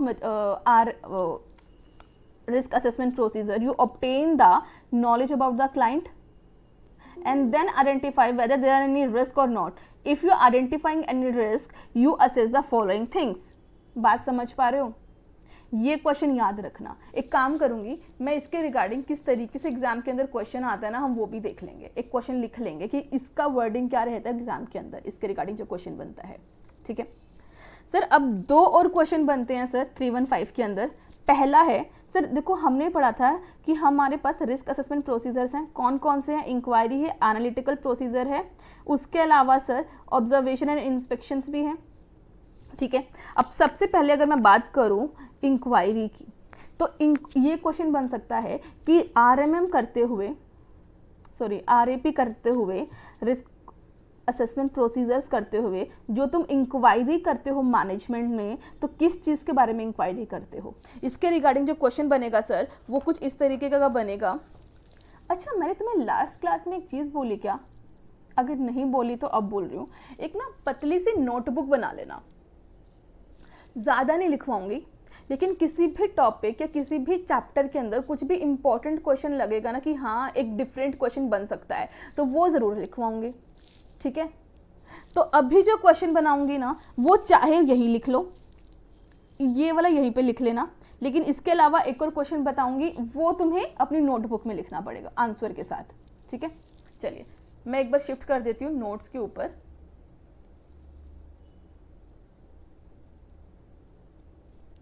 sir question है एन ऑडिटर में obtain information or a different prospective in identifying RMM through inquiry of other within the, अब नेक्स्ट कहाँ लिखे with in the, next page पे लिख रही हूँ, यहीं पे लिख देती हूँ, sorry, with in the entity, with in the entity. ठीक है सर, आप मैनेजमेंट और अदर की इंक्वायरी करके क्या क्या इंफॉर्मेशन ऑब्टेन कर सकते हो। ठीक है, इसके ऊपर एक क्वेश्चन बन सकता है, तो वो लिख लो, वो यहीं लिख लेना। क्वेश्चन क्या बनेगा sir, an auditor may obtain information और different prospective in identifying RMM through inquiry of other within the entity. Question समझ में आता है सर? ये क्वेश्चन अगर आता है तो इसका आंसर क्या रहेगा सर? इस केस में आपको लिख के क्या आना है, क्वेश्चन लिख लिया आप सबने, 1 मिनट लो, लिख लो।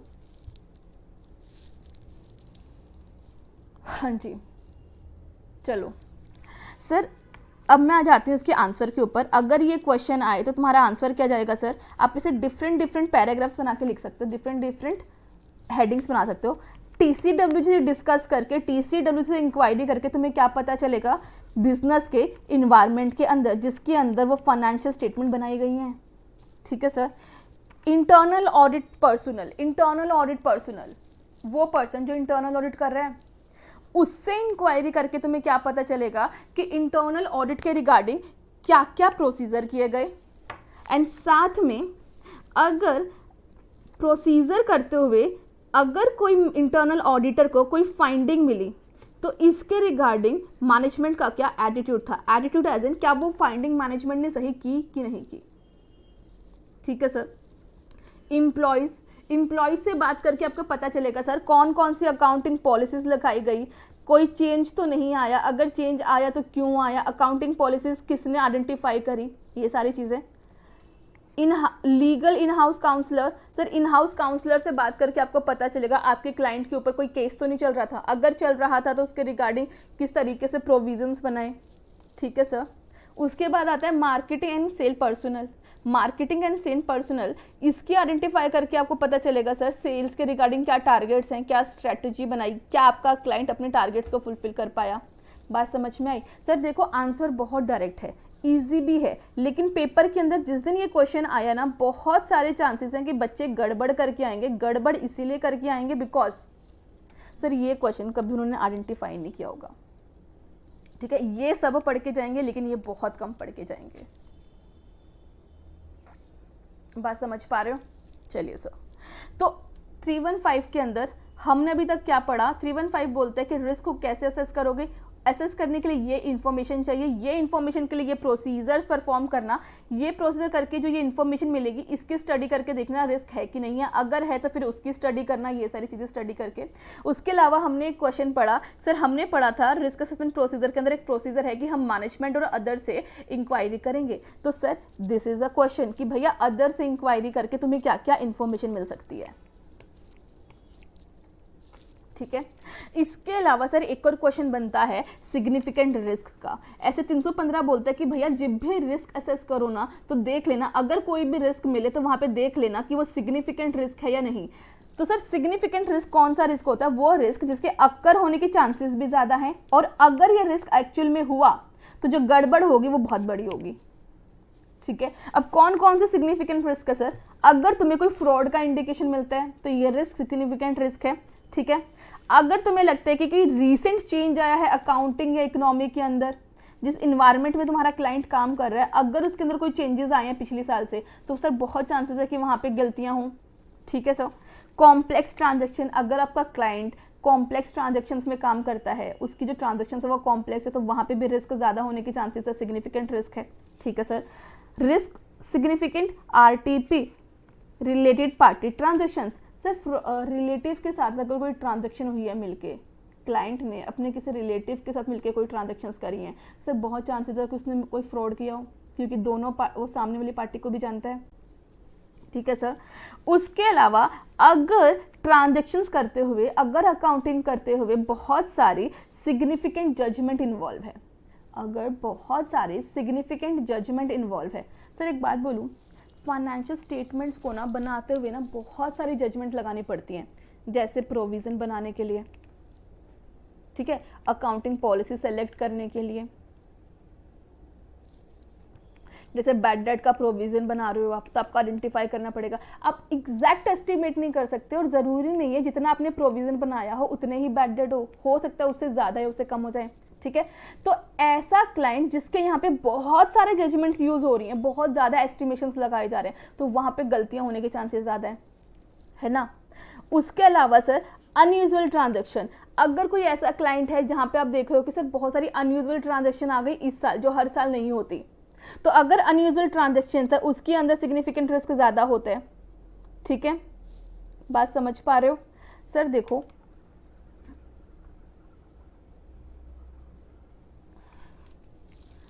अगर फ्रॉड है तो रिस्क है, ऐसी ट्रांजेक्शन है जहाँ पे एस्टिमेशंस हैं तो रिस्क है, अगर कॉम्प्लेक्स ट्रांजेक्शन्स है तो उस ट्रांजेक्शन के अंदर रिस्क ज़्यादा है, अनयूजुअल ट्रांजेक्शन है तो रिस्क ज़्यादा है, रिलेटेड पार्टी के साथ ट्रांजेक्शन है तो रिस्क ज़्यादा है। तो दीज आर द 5 एरियाज जिनके अंदर रिस्क ज़्यादा होता है, these are the 5 type of transaction जिनके अंदर रिस्क ज़्यादा होता है, ठीक है, बात समझ पा रहे हो।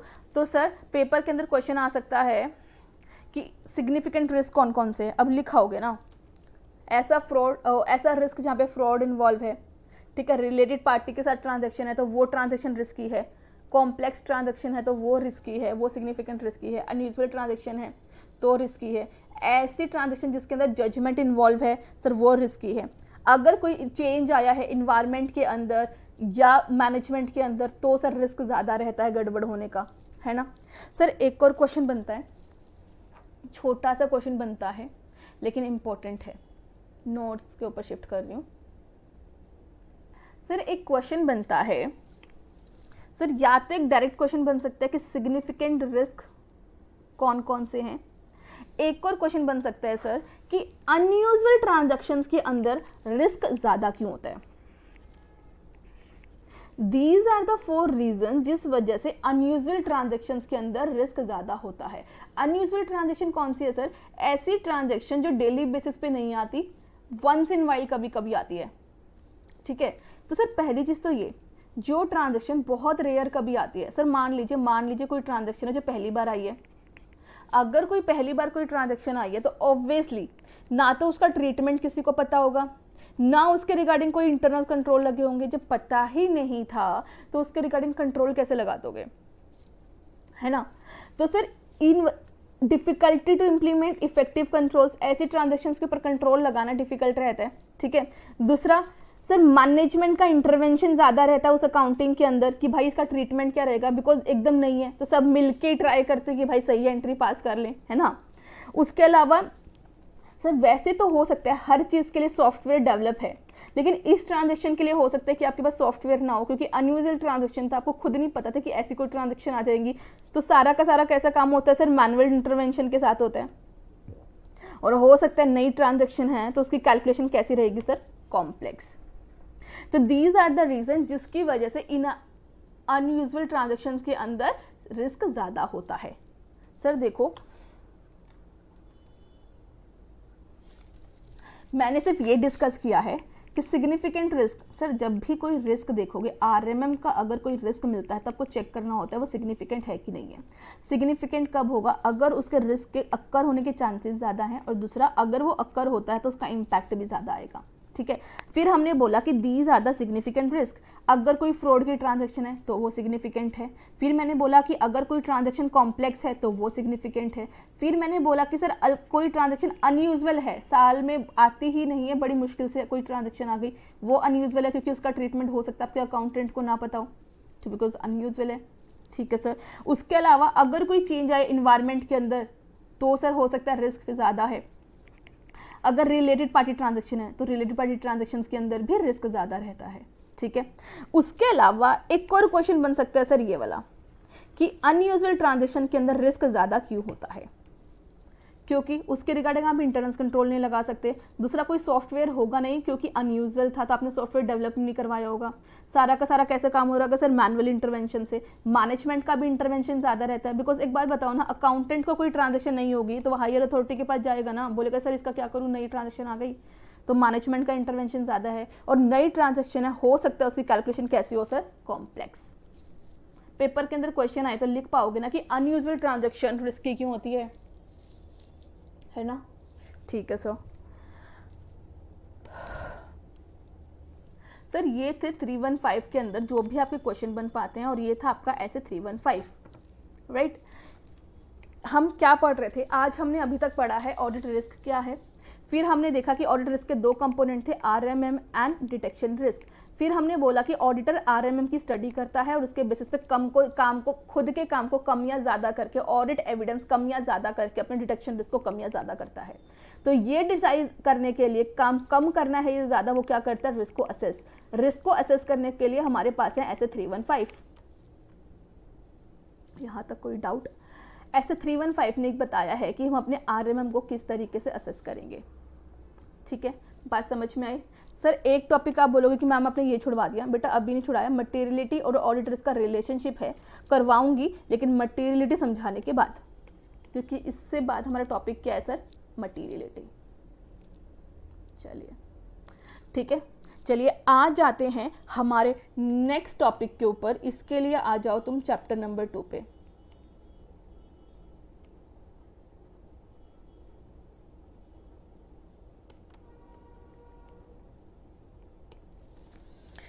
Chapter number 2। चैप्टर नंबर 2 के अंदर हमारे दो टॉपिक कवर होते हैं, audit planning and audit materiality. ठीक है सर, सबसे पहले हम डिस्कस करेंगे ऑडिट मटेरियलिटी के बारे में। ऑडिट मटेरियलिटी के बारे में बात करता है तुम्हारा ऐसे 320, राइट।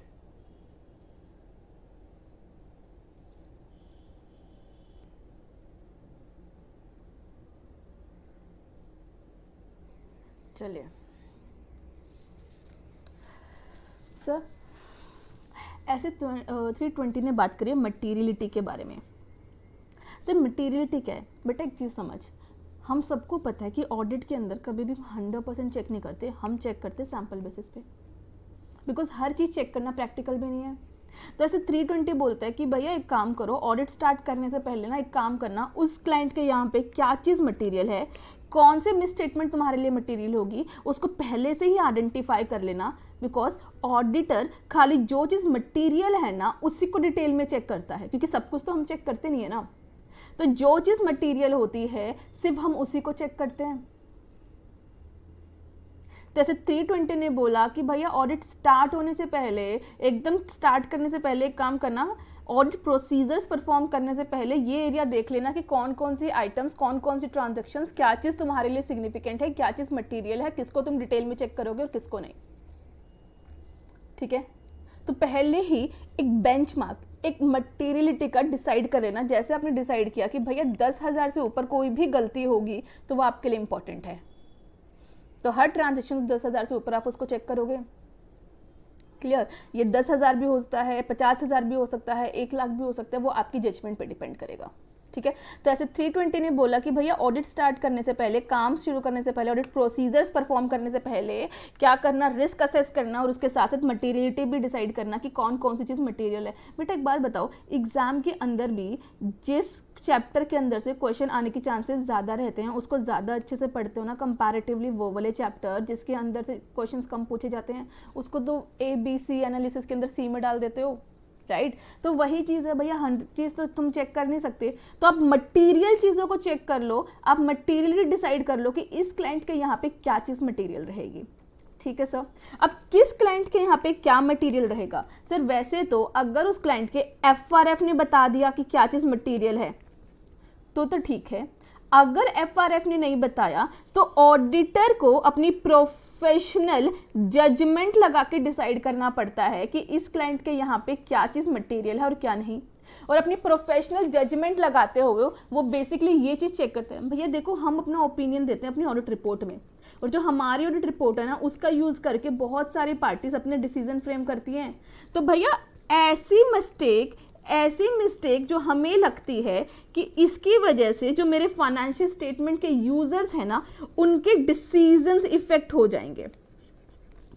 सर हमारे लिए हर वो मिसस्टेटमेंट मटेरियल होगी, हर वो आइटम मटेरियल होगी जिसके बारे में हमें लगता है कि अगर इस आइटम के अंदर या फिर ये चीज़ गलत हुई या फिर इतने अमाउंट से ऊपर कोई गड़बड़ हुई तो सर इसकी वजह से जो मेरे ऑडिट रिपोर्ट, जो मेरे फाइनेंशियल स्टेटमेंट है ना, जो फाइनेंशियल स्टेटमेंट के यूजर्स हैं जो इसके बेसिस पे अपने डिसीजन लेने वाले थे, अपने इकोनॉमिक डिसीजन, जैसे उनको इन्वेस्ट करना है कि नहीं करना, लोन देना है कि नहीं देना, राइट। तो जो मेरे फाइनेंशियल स्टेटमेंट के जो यूजर्स हैं ना, जो मिस स्टेटमेंट मेरे यूजर्स के इकोनॉमिक डिसीजंस को इफेक्ट करने का पावर रखती है, उस स्टेटमेंट्स को हम बोलते हैं सर मटीरियल मिस स्टेटमेंट्स, है ना। बात समझ पाए। ऐसे 320 ने बोला कि ऑडिटर को अपने ऑडिट प्रोसीजर परफॉर्म करने से पहले ही यहाँ पे एक मटीरियलिटी का एक लेवल डिसाइड कर लेना चाहिए, सो डैट वो सिर्फ उन्हीं में स्टेटमेंट्स को, उन्हीं ट्रांजेक्शन्स को ध्यान से देखेगा जो आपके मटीरियल लेवल को मैच करेगी।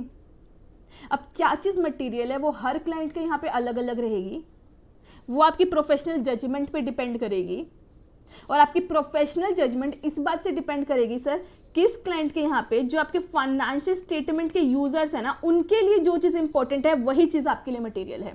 सर एक बात बताओ, आप फाइनेंशियल स्टेटमेंट का ऑडिट क्यों करते हो? ताकि उसकी क्रेडिबिलिटी इनहांस हो, ओपिनियन देते हो ताकि सामने वाली पार्टी उस पर ट्रस्ट कर सके, ठीक है। जो सामने वाली पार्टी के लिए, जो यूजर्स हैं फाइनेंशियल स्टेटमेंट के लिए, उनके लिए जो चीज़ इंपॉर्टेंट है, जो चीज़ उनके इकोनॉमिक डिसीजन, सर डेफिनेशन अगर आएगी तो ये वर्ड पक्का यूज कर लें, जो इंफॉर्मेशन, जो मैं स्टेटमेंट मेरे यूजर्स और फाइनेंशियल स्टेटमेंट के इकोनॉमिक डिसीजन को इन्फ्लुएंस करने का पावर रखती है, वो चीज़ इंपॉर्टेंट है। जो मेरे यूजर्स के लिए इंपॉर्टेंट है वही चीज़ मेरे लिए इंपॉर्टेंट है। बात समझ में आई? ठीक है सर। एक चीज़ याद रखना, यूजुअली बच्चों को लगता है कि सर मटीरियलिटी हमेशा डिफाइन होती है सर क्वांटिटी से, कि इतने रुपए से ऊपर वाली चीज़ इंपॉर्टेंट है। नहीं सर, मटीरियलिटी अमाउंट वाइज भी हो सकती है और नेचर वाइज भी। कुछ ट्रांजेक्शन्स ऐसी होती है सर, मान लीजिए आपने बोला 10,000 से ऊपर जितनी भी ट्रांजेक्शन होगी वो सब इंपॉर्टेंट है, डिटेल में चेक करूंगा।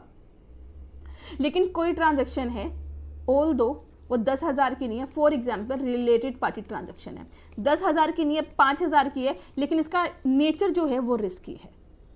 तो कुछ ट्रांजेक्शन्स आपके लिए मटेरियल होती है बिकॉज ऑफ द अमाउंट, और कुछ ट्रांजेक्शन्स इंपॉर्टेंट होती है, मटेरियल होती है बिकॉज ऑफ द उनका क्वालिटी, या फिर मुझे बोलना चाहिए सर नेचर। बात समझ पा रहे हो सर? अब याद रखना, चाहे तो लिख लो, यूजुअली क्या चीज़ अगर क्लाइंट के FRF ने ऑलरेडी प्रोवाइड करके रखा हुआ है कि इस क्लाइंट के यहाँ पे क्या इंपॉर्टेंट है, फॉर तो बहुत बढ़िया। अगर नहीं करके रखा तो ऑडिटर को डिसाइड करना पड़ता है, और ऑडिटर कैसे डिसाइड करता है? By using his professional judgement, ठीक है, by using his professional judgement. और उसकी जजमेंट इस बात से इन्फ्लुएंस होती है कि सर उसके यूजर्स के लिए क्या चीज़ इंपॉर्टेंट है। जो इन्फॉर्मेशन उसके यूजर्स के इकोनॉमिक डिसीजन को इन्फ्लुएंस करने का पावर रखती है वही चीज़ ऑडिटर के लिए मटीरियल बन जाती है, ठीक है सर। तीसरा पॉइंट, मटेरियलिटी हमेशा अमाउंट से रिलेटेड नहीं होती, कई बार क्वालिटी से भी, नेचर ऑफ ट्रांजैक्शन से भी इफेक्ट होती है। हो सकता है कि कोई ऐसी ट्रांजैक्शन है जिसका नेचर रिस्की है, अमाउंट हो सकता है आपके मटेरियल लेवल से कम हो, जैसे हमने अभी डिस्कस किया, जैसे रिलेटेड पार्टी ट्रांजैक्शन, ठीक है सर। बात समझ में आते हो? ठीक है मैम। चलिए नेक्स्ट है assumption about the user. Sir important question, क्योंकि पिछली बार ही ऐड हुआ है। ऐसे 320 के अंदर हमेशा से था, लेकिन आपके स्टडी मैट में कभी भी ऐड नहीं किया था, पिछली बार ऐड किया है, ठीक है। अजम्पशन अबाउट यूजर्स का क्या मतलब है कि भैया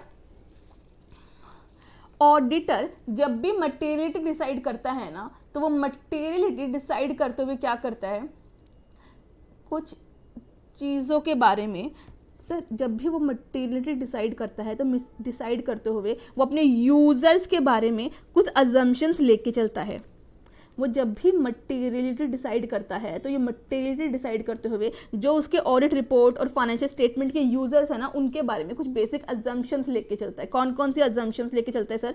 कि उसके जो यूजर्स हैं उनको बिजनेस और अकाउंटिंग की नॉलेज है, वो इस फाइनेंशियल स्टेटमेंट जिसका तुम ऑडिट करने वाले हो उसको ड्यू डिलिजेंस, डिलिजेंस का मतलब होता है केयर, केयर के साथ पढ़ने वाले हैं, और इसी के बेसिस पे वो अपना इकोनॉमिक डिसीजन फ्रेम करेंगे। ठीक है, उसके अलावा उसे लगता है कि उसके यूजर्स को पता है कि जो ये फाइनेंशियल स्टेटमेंट बनाई जाती है, जो ये ऑडिट किया जाता है, ये मटेरियलिटी के बेसिस पे किया जाता है। और दूसरा, उनको पता है कि यहाँ पे कुछ इनहेरेंट लिमिटेशन है जिसकी वजह से हम खाली ओपिनियन देते हैं, गारंटी नहीं। बात समझ में आई? तो सर इंपॉर्टेंट क्वेश्चन कि ऑडिटर जब भी मटेरियलिटी का लेवल डिसाइड करेगा तो वो लेवल डिसाइड करने से पहले वो कुछ बेसिक अजम्पशंस लगता है अपने यूजर्स के बारे में। क्या क्या? कि उसके यूजर्स को अकाउंटिंग की नॉलेज है। दूसरी चीज़, वो उन अकाउंट्स को पढ़ेंगे, उसके अलावा ड्यू केयर के साथ पढ़ेंगे, मतलब डिलिजेंस के साथ पढ़ेंगे, अपना दिमाग लगा के पढ़ेंगे। ठीक है सर, स्टडी करेंगे और इसके बेसिस पे अपने डिसीजंस फ्रेम करेंगे। क्लियर? उसके अलावा उन्हें लगता है कि यूजर्स को पता है कि जो हमारी ऑडिट की गई है वो मटेरियलिटी के बेसिस पे की गई है, राइट?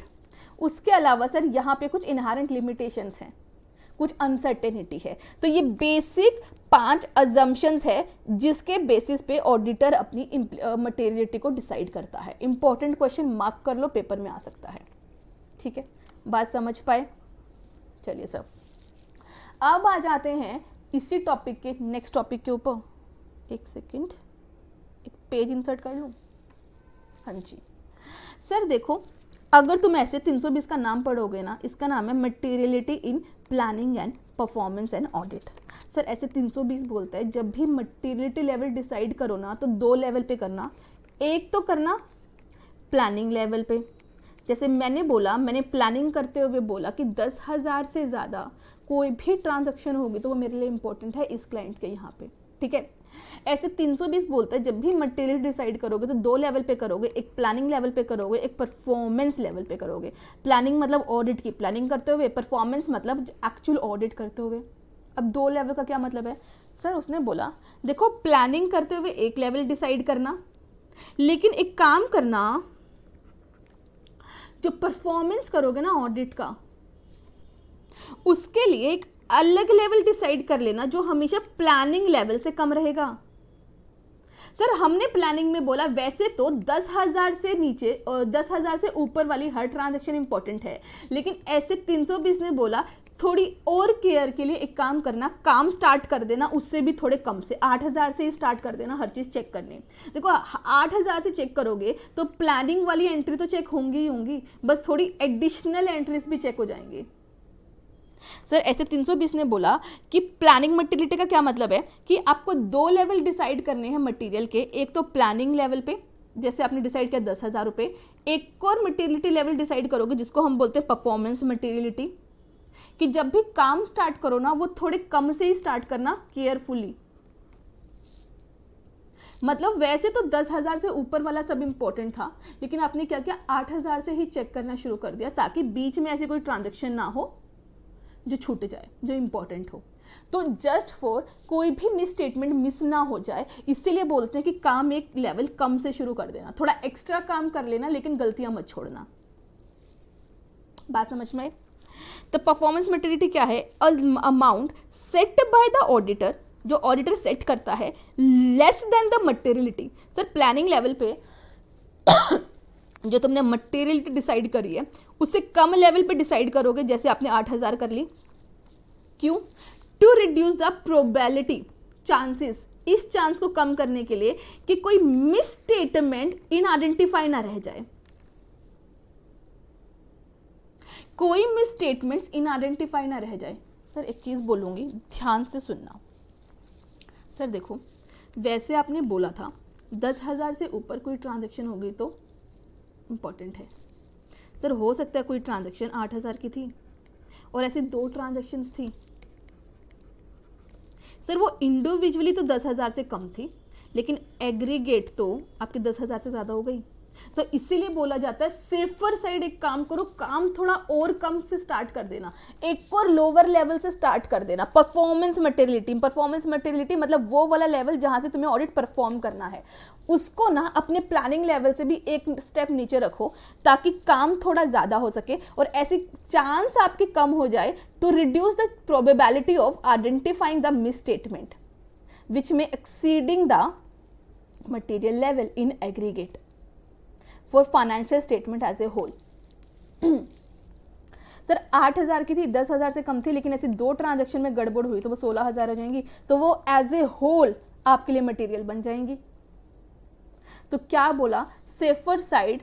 सर केस पता है कैसा चला आपके लेवल पे अगर मैं बोलूं, सर वैसे तो 4 चैप्टर इंपॉर्टेंट थे, लेकिन मैंने बोला कि बेटा वैसे तो 4 चैप्टर में से ही पूछता है, लेकिन 1-2 बार ना 2 चैप्टर में से और पूछा होगा, तो एक काम करना, वैसे तो 4 चैप्टर इंपॉर्टेंट है, लेकिन सेफर साइड एक काम करो, 6 के 6 कर लो, एक्स्ट्रा काम कर लो। वही वैसे तो 10,000 से ऊपर वाली ट्रांजैक्शन इंपॉर्टेंट थी प्लानिंग लेवल पे जो तुमने डिसाइड किया, लेकिन एक और काम करना, एक और लेवल डिसाइड कर लेना जिसको हम बोलते हैं परफॉर्मेंस लेवल, ताकि कोई भी मिस स्टेटमेंट छूट ना जाए जो शायद एग्रीगेट होके आपके लिए इंपॉर्टेंट हो जाती। तो परफॉर्मेंस मटेरियलिटी हम 2 लेवल पर डिसाइड करते हैं, प्लानिंग लेवल पे और परफॉर्मेंस लेवल पे। प्लानिंग लेवल सर आपने डिसाइड कर लिया कि क्या चीज़ इंपॉर्टेंट है, लेकिन ऐसे 320 ने बोला माना अपने मटेरियल कुछ भी हो लेकिन काम थोड़ा एक्स्ट्रा करना, एक और लेवल नीचे जाके एक और लेवल डिसाइड कर लेना जिसको हम बोलते हैं परफॉर्मेंस लेवल, जहाँ पे तुम ऑडिट परफॉर्म करना शुरू करोगे। और ये लेवल हमेशा क्या होता है सर, कम प्लानिंग लेवल से, ताकि सारी के सारे मिसस्टेटमेंट्स को हम आइडेंटिफाई कर सके, जितना अवॉइड हम कर सके ऑडिट रिस्क को उतना अवॉइड कर सके। बात समझ पाए? ठीक है सर, इंपॉर्टेंट है for the short note, break करके लिखा हुआ तो डेफिनेशन याद हो जाएगी फॉर शॉर्ट, ठीक से करोगे तो। अभी तक हमने क्या क्या डिस्कस किया है, हमने डिस्कस किया मटेरियलिटी, हमने डिस्कस किया कि सर ऐसे 320 ने अलाउ किया है कि मटेरियलिटी डिसाइड कर लो, क्योंकि हम हर चीज़ डिटेल में चेक नहीं करते, हम खाली मटेरियल चीज़ों को डिटेल में चेक करते हैं। फिर हमने बोला कि सर मटेरियलिटी डिसाइड कैसे होगी, सर या तो FRF ने दिया होगा या तो FRF ने प्रिस्क्राइब कर रखा होगा, अगर उसने नहीं किया तो क्या करोगे आप, 3 चीज़ों के बारे में ध्यान रखोगे। क्या कि आपके यूजर्स के लिए क्या इंपॉर्टेंट है, सर आप अपनी प्रोफेशनल जजमेंट लगाओगे। पहली चीज़ आपकी प्रोफेशनल जजमेंट इस बात से इम्पैक्ट करेगी कि आपके यूजर्स के लिए क्या इंपॉर्टेंट है। और थर्ड चीज़ क्या है कि ज़रूरी नहीं हमेशा अमाउंट ही मटेरियल डिसाइड करे, बहुत बार ट्रांजेक्शन का नेचर भी उसको मटेरियल बना देता है, जैसे रिलेटेड पार्टी ट्रांजेक्शन। ठीक है, उसके बाद मैंने बोला कि जब भी मटेरियलिटी डिसाइड करोगे तो ऑडिटर ना एक काम करता है, वो कुछ अजम्पशंस लेके चलता है अपने यूजर्स के बारे में। ठीक है, अब हमने पढ़ा short note about the performance materiality, एक और लेवल कि वैसे मटेरियल लेवल कुछ भी हो, काम थोड़ा कम से शुरू करना ताकि आप ज़्यादा से ज़्यादा चीज़ें से चेक कर सको। ठीक है सर, अब आते हैं इस चैप्टर के एक और टॉपिक के ऊपर, डेट इज बेंचमार्क।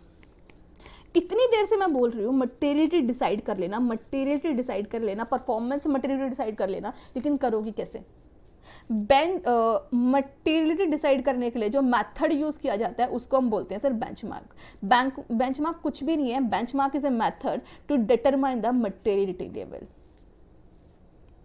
ठीक है, बात समझ में आई? अब सर बेंचमार्क काम कैसे करता है?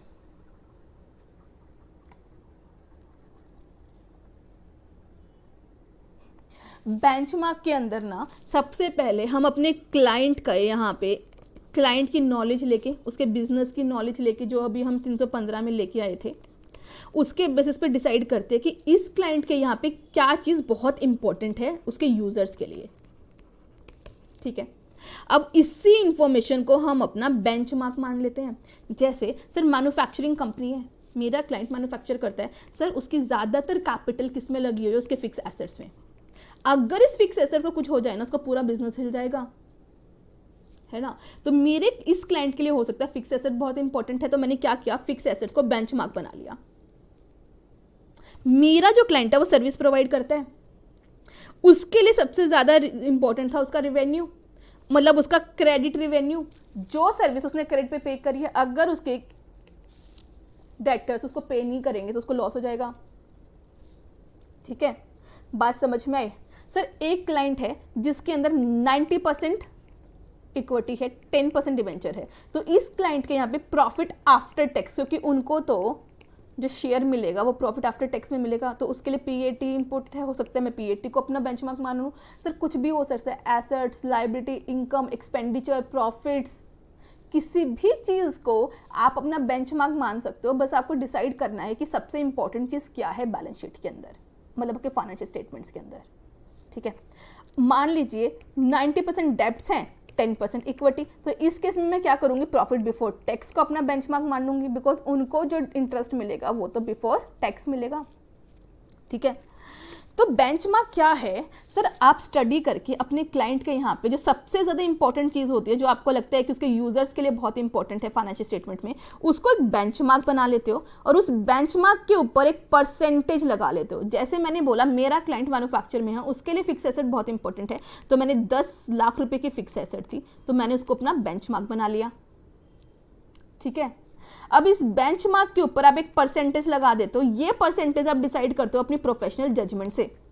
मैंने लगाई 10%, तो मैंने बोला मेरे फिक्स एसेट्स का 10% मतलब 1 लाख इज मटेरियल, तो कोई भी ट्रांजैक्शन जो 1 लाख या 1 लाख से ऊपर हो वो मेरे लिए मटेरियल है। फॉर्मूला समझ में आया कि बेंचमार्क मेथड के अंदर तुम किस तरीके से मटेरियलिटी निकालते हो।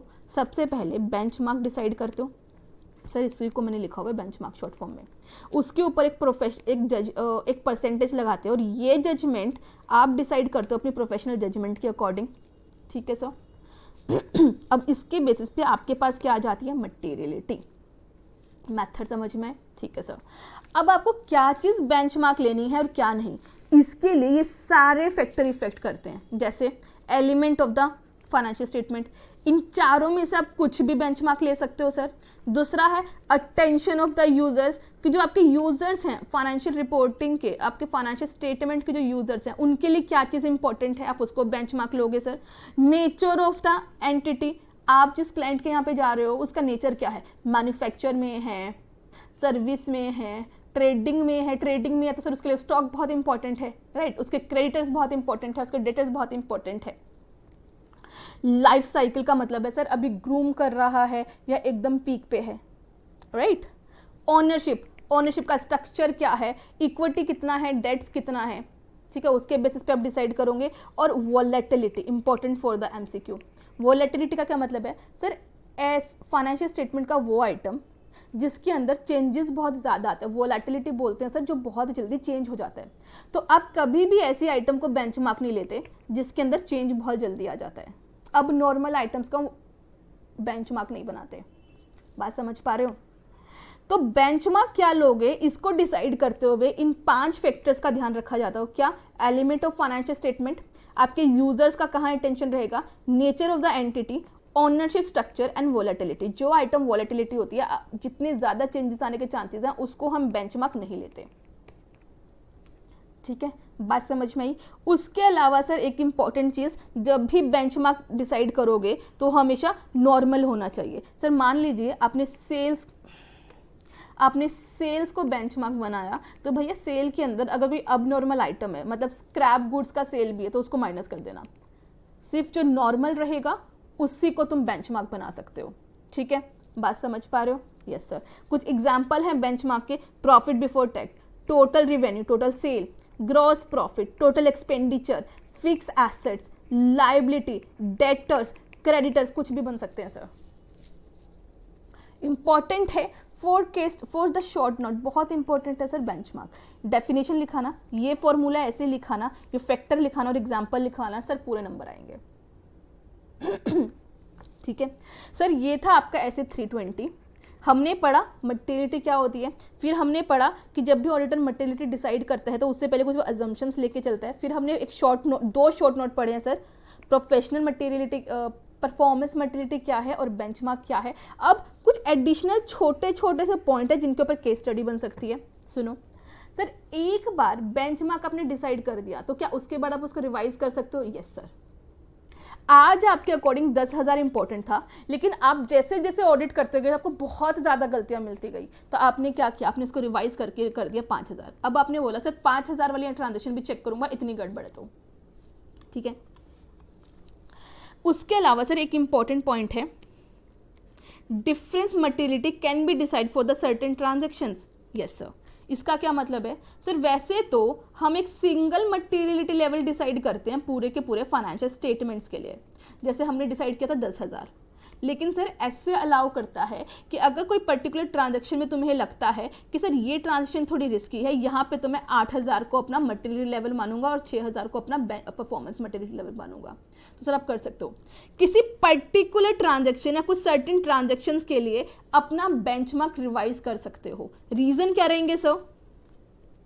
ये चेंजेस क्यों कर सकते हो सर? हो सकता है लॉ का रिक्वायरमेंट है, जैसे रिलेटेड पार्टी ट्रांजैक्शन है, एज पर द AS 18 जितनी भी रिलेटेड ट्रांजेक्शन्स होती हैं उनको अलग से दिखाना पड़ता है, ठीक है? तो आप अलग से ही चेक करोगे, चाहे वो 10,000 से नीचे क्यों ना हो, ठीक है? की disclosure as per the industry, कुछ ट्रांजेक्शन्स होती है जो इंडस्ट्री में कस्टम होता है, या तो लॉ ने बोली है या कुछ ट्रांजेक्शन्स जो पूरी इंडस्ट्री अलग से डिस्क्लोज करती है, तो अगर ऐसी ट्रांजेक्शन्स हैं तो भी आपको अलग से दिखाना पड़ेंगी। या फिर आपको लगता है कि सर कोई इंपॉर्टेंट है ट्रांजेक्शन्स, इसके अंदर रिस्क ज़्यादा है, तो आप वहाँ पे भी उसको रिवाइज कर सकते हो। तो पूरे फाइनेंशियल स्टेटमेंट के लिए वैसे तो एक ही बेंचमार्क डिसाइड, एक ही मटेरियलिटी लेवल डिसाइड किया जाता है, लेकिन अगर ऑडिटर चाहे तो किसी पर्टिकुलर ट्रांजैक्शंस के लिए थोड़ा और लेवल मतलब एक और लेवल डिसाइड कर सकता है। वैसे तो पूरे फाइनेंशियल स्टेटमेंट्स के लिए सेम मटेरियल लेवल डिसाइड किया जाता है, लेकिन किसी पर्टिकुलर ट्रांजैक्शन के लिए चाहे तो वो उसको उसके लिए रिवाइज कर सकता है, राइट? उसके अलावा आता है सर आप मटेरियलिटी के रिगार्डिंग डॉक्यूमेंट क्या रखोगे? सर देखो, document is something very important, ताकि कल आपको अगर कोई ये बोले ना कि सर आपने क्यों इस लेवल को मटेरियलिटी रखा, आपने 10,000 को क्यों लिया, 8,000 को क्यों नहीं लिया, तो आपके पास एक प्रॉपर जस्टिफिकेशन होनी चाहिए, और ये जस्टिफिकेशन कहाँ रखी जाती है? डॉक्यूमेंट्स के अंदर, ठीक है? तो आप डॉक्यूमेंटेशन किस किस चीज़ के बारे में रखोगे? मटेरियलिटी के बारे में, उसके अलावा परफॉर्मेंस मटेरियलिटी के बारे में, उसके अलावा किसी पर्टिकुलर ट्रांजैक्शन के रिगार्डिंग अगर कोई और लेवल ऑफ मटेरियलिटी रखा है तो उसके बारे में डॉक्यूमेंट रखोगे। एंड लास्ट में अगर परफॉर्मेंस मटेरियलिटी या प्लानिंग मटेरियलिटी में अगर कोई भी रिवाइज हुआ है, कोई भी चेंज आया है, तो उसके बारे में डॉक्यूमेंट रखोगे। बात समझ में आई? पेपर में क्वेश्चन आए तो लिख पाओगे ना, राइट? चलिए सर, ये था आपका टॉपिक मटेरियलिटी। अब एक काम करते हैं, अपनी नोटबुक निकालो ऑडिट की, उसके अंदर एक क्वेश्चन लिखवाऊंगी, ऊपर डाल देना चैप्टर नंबर 2। सर एक बार क्वेश्चन समझ लो, क्वेश्चन क्या है? सर देखो, जैसे मैंने स्टार्टिंग में ही बोला था, बहुत बार तो FRF खुद बता देता कि क्या चीज इंपॉर्टेंट है। अगर वो नहीं बताता तो ऑडिटर इस बेसिस पे अपनी प्रोफेशनल जजमेंट के अकॉर्डिंग डिसाइड कर लेता है, ठीक है? तो पेपर के अंदर क्वेश्चन आ सकता है, कुछ एग्जांपल्स दो जहां पे FRF ने बताया कि मटेरियलिटी क्या है, ठीक है? जहां पे FRF अलग से बोलता है कि भैया ये चीज मटेरियल है, इसको अलग से डिस्क्लोज करो। एग्जाम्पल ऑफ मटेरियलिटी, ठीक है? क्वेश्चन लिख रही हूं, आंसर के साथ आप भी नोट डाउन कर लो।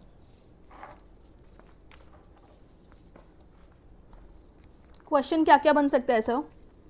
पहला क्वेश्चन बन सकता है, some example of materiality age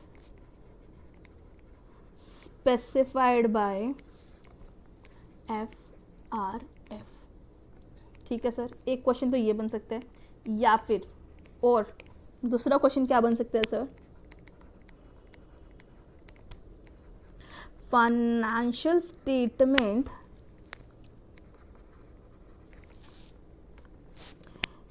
should disclosed all material item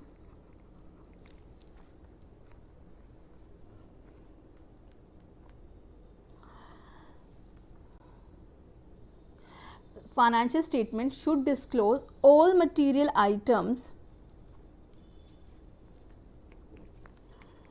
materiality is not always a matter of size, मतलब amount of transaction. However, in certain cases,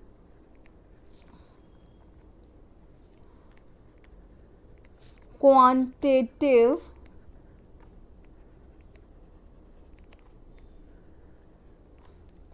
limit of materiality is specified by FRF. Provide few example of such cases. ठीक है sir, ये दो question बन सकते हैं, दोनों का आंसर सेम है. या तो वो डायरेक्टली बोल देगा मटेरियलिटी के कुछ एग्जाम्पल जो FRF ने स्पेसिफाई कर रखे हैं, या फिर बोल सकते हैं कि materiality is not always a question of the size, लेकिन इसके बाद भी FRF कुछ एग्जाम्पल दो जहाँ पे FRF ने बोला हुआ है कि इस आइटम्स को तो अलग से डिस्क्लोज करना है. बात समझ पाए? ये थे आंसर. सर पता है ऑडिट के अंदर ना ज़्यादा डिफिकल्ट ना आंसर्स आइडेंटिफाई करना होता है. एक बार क्वेश्चन आइडेंटिफाई करना होता है. एक बार क्वेश्चन आइडेंटिफाई हो जाए ना तो उसके बाद आंसर तो आप बहुत सही लिखाओगे. ठीक है सर. तो क्वेश्चन समझ में आया? सर आपका शेड्यूल 3 ना दो जगह बोलता है, आपके कंपनीज एक्ट में दो जगह लिखा हुआ है कि कहाँ पे आपको अलग से वो ट्रांजैक्शन डिस्क्लोज देनी है. कौन कौन सी? चलो उस पर शिफ्ट कर देती हूँ ताकि आपको ज़्यादा दिखे. पहली ट्रांजैक्शन है सो कैसे लिखोगे आंसर? फर्स्ट ऊपर वाला रिमूव कर दो ना, लिख लिया ना. चलो आंसर लिख रही हूँ. आई होप आप लोगों ने क्वेश्चन लिख लिया होगा. अब आंसर लिख रही हूँ उसका.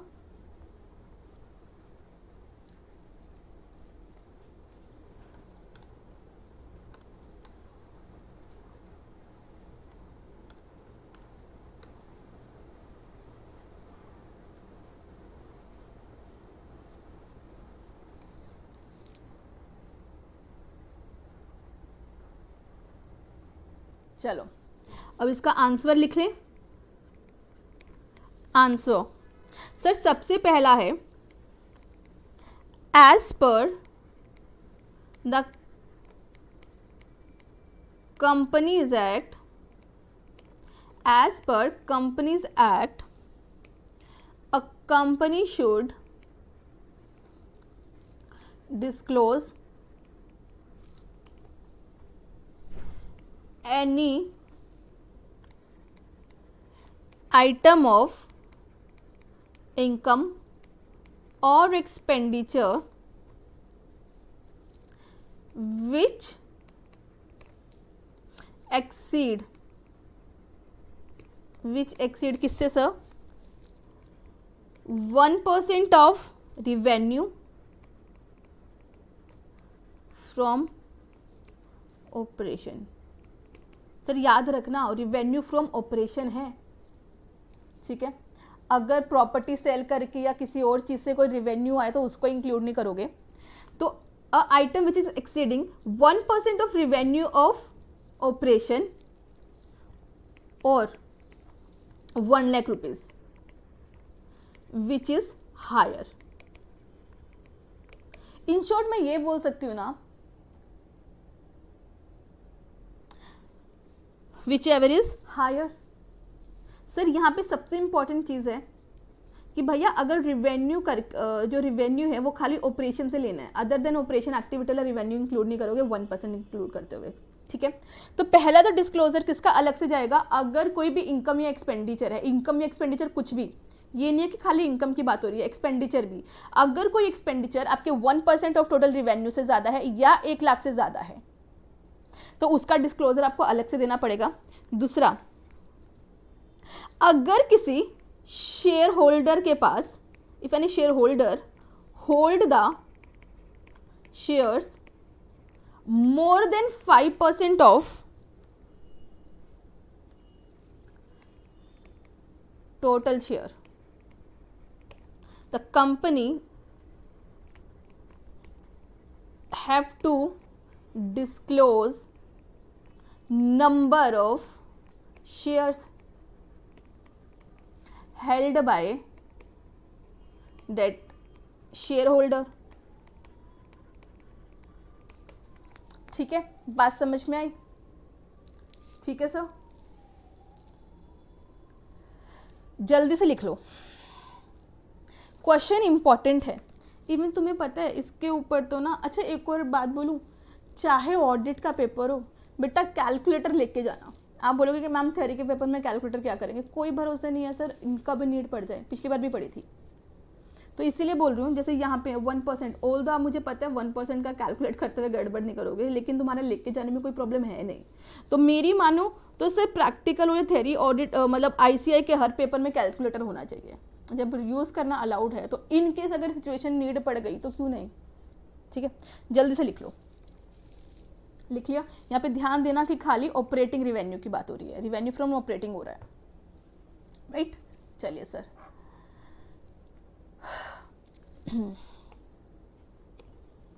ये था आपका ऐसे 320 मटेरियलिटी। ठीक है, अब एक काम करें जरा, मटेरियलिटी वाला जो था हमने, मटेरियलिटी और रिस्क का वो भी रहता है अभी रिलेशन, चलो वो बाद में करवाऊंगी। जहाँ तक समझ में आ गया? इसके बाद हम स्टार्ट करेंगे हमारा ऐसे 300। उससे पहले एक काम करो, 10 मिनट का ब्रेक ले लो। ठीक है,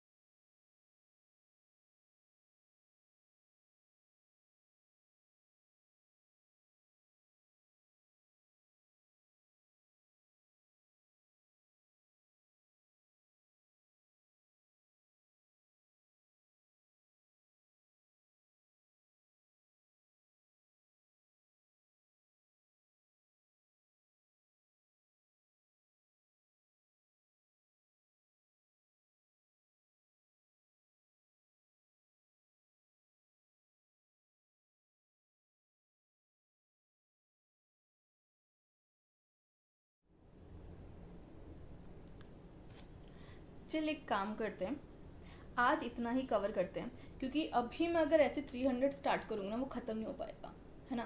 तो नेक्स्ट क्लास के अंदर हम अपना 300 कवर करेंगे। आज की क्लास यहीं वाइंड अप कर रही हूँ, राइट? यहाँ तक रिवाइज करके आना, फिर करेंगे कल हम 300। ठीक है, चलिए सी यू टुमारो, बाय।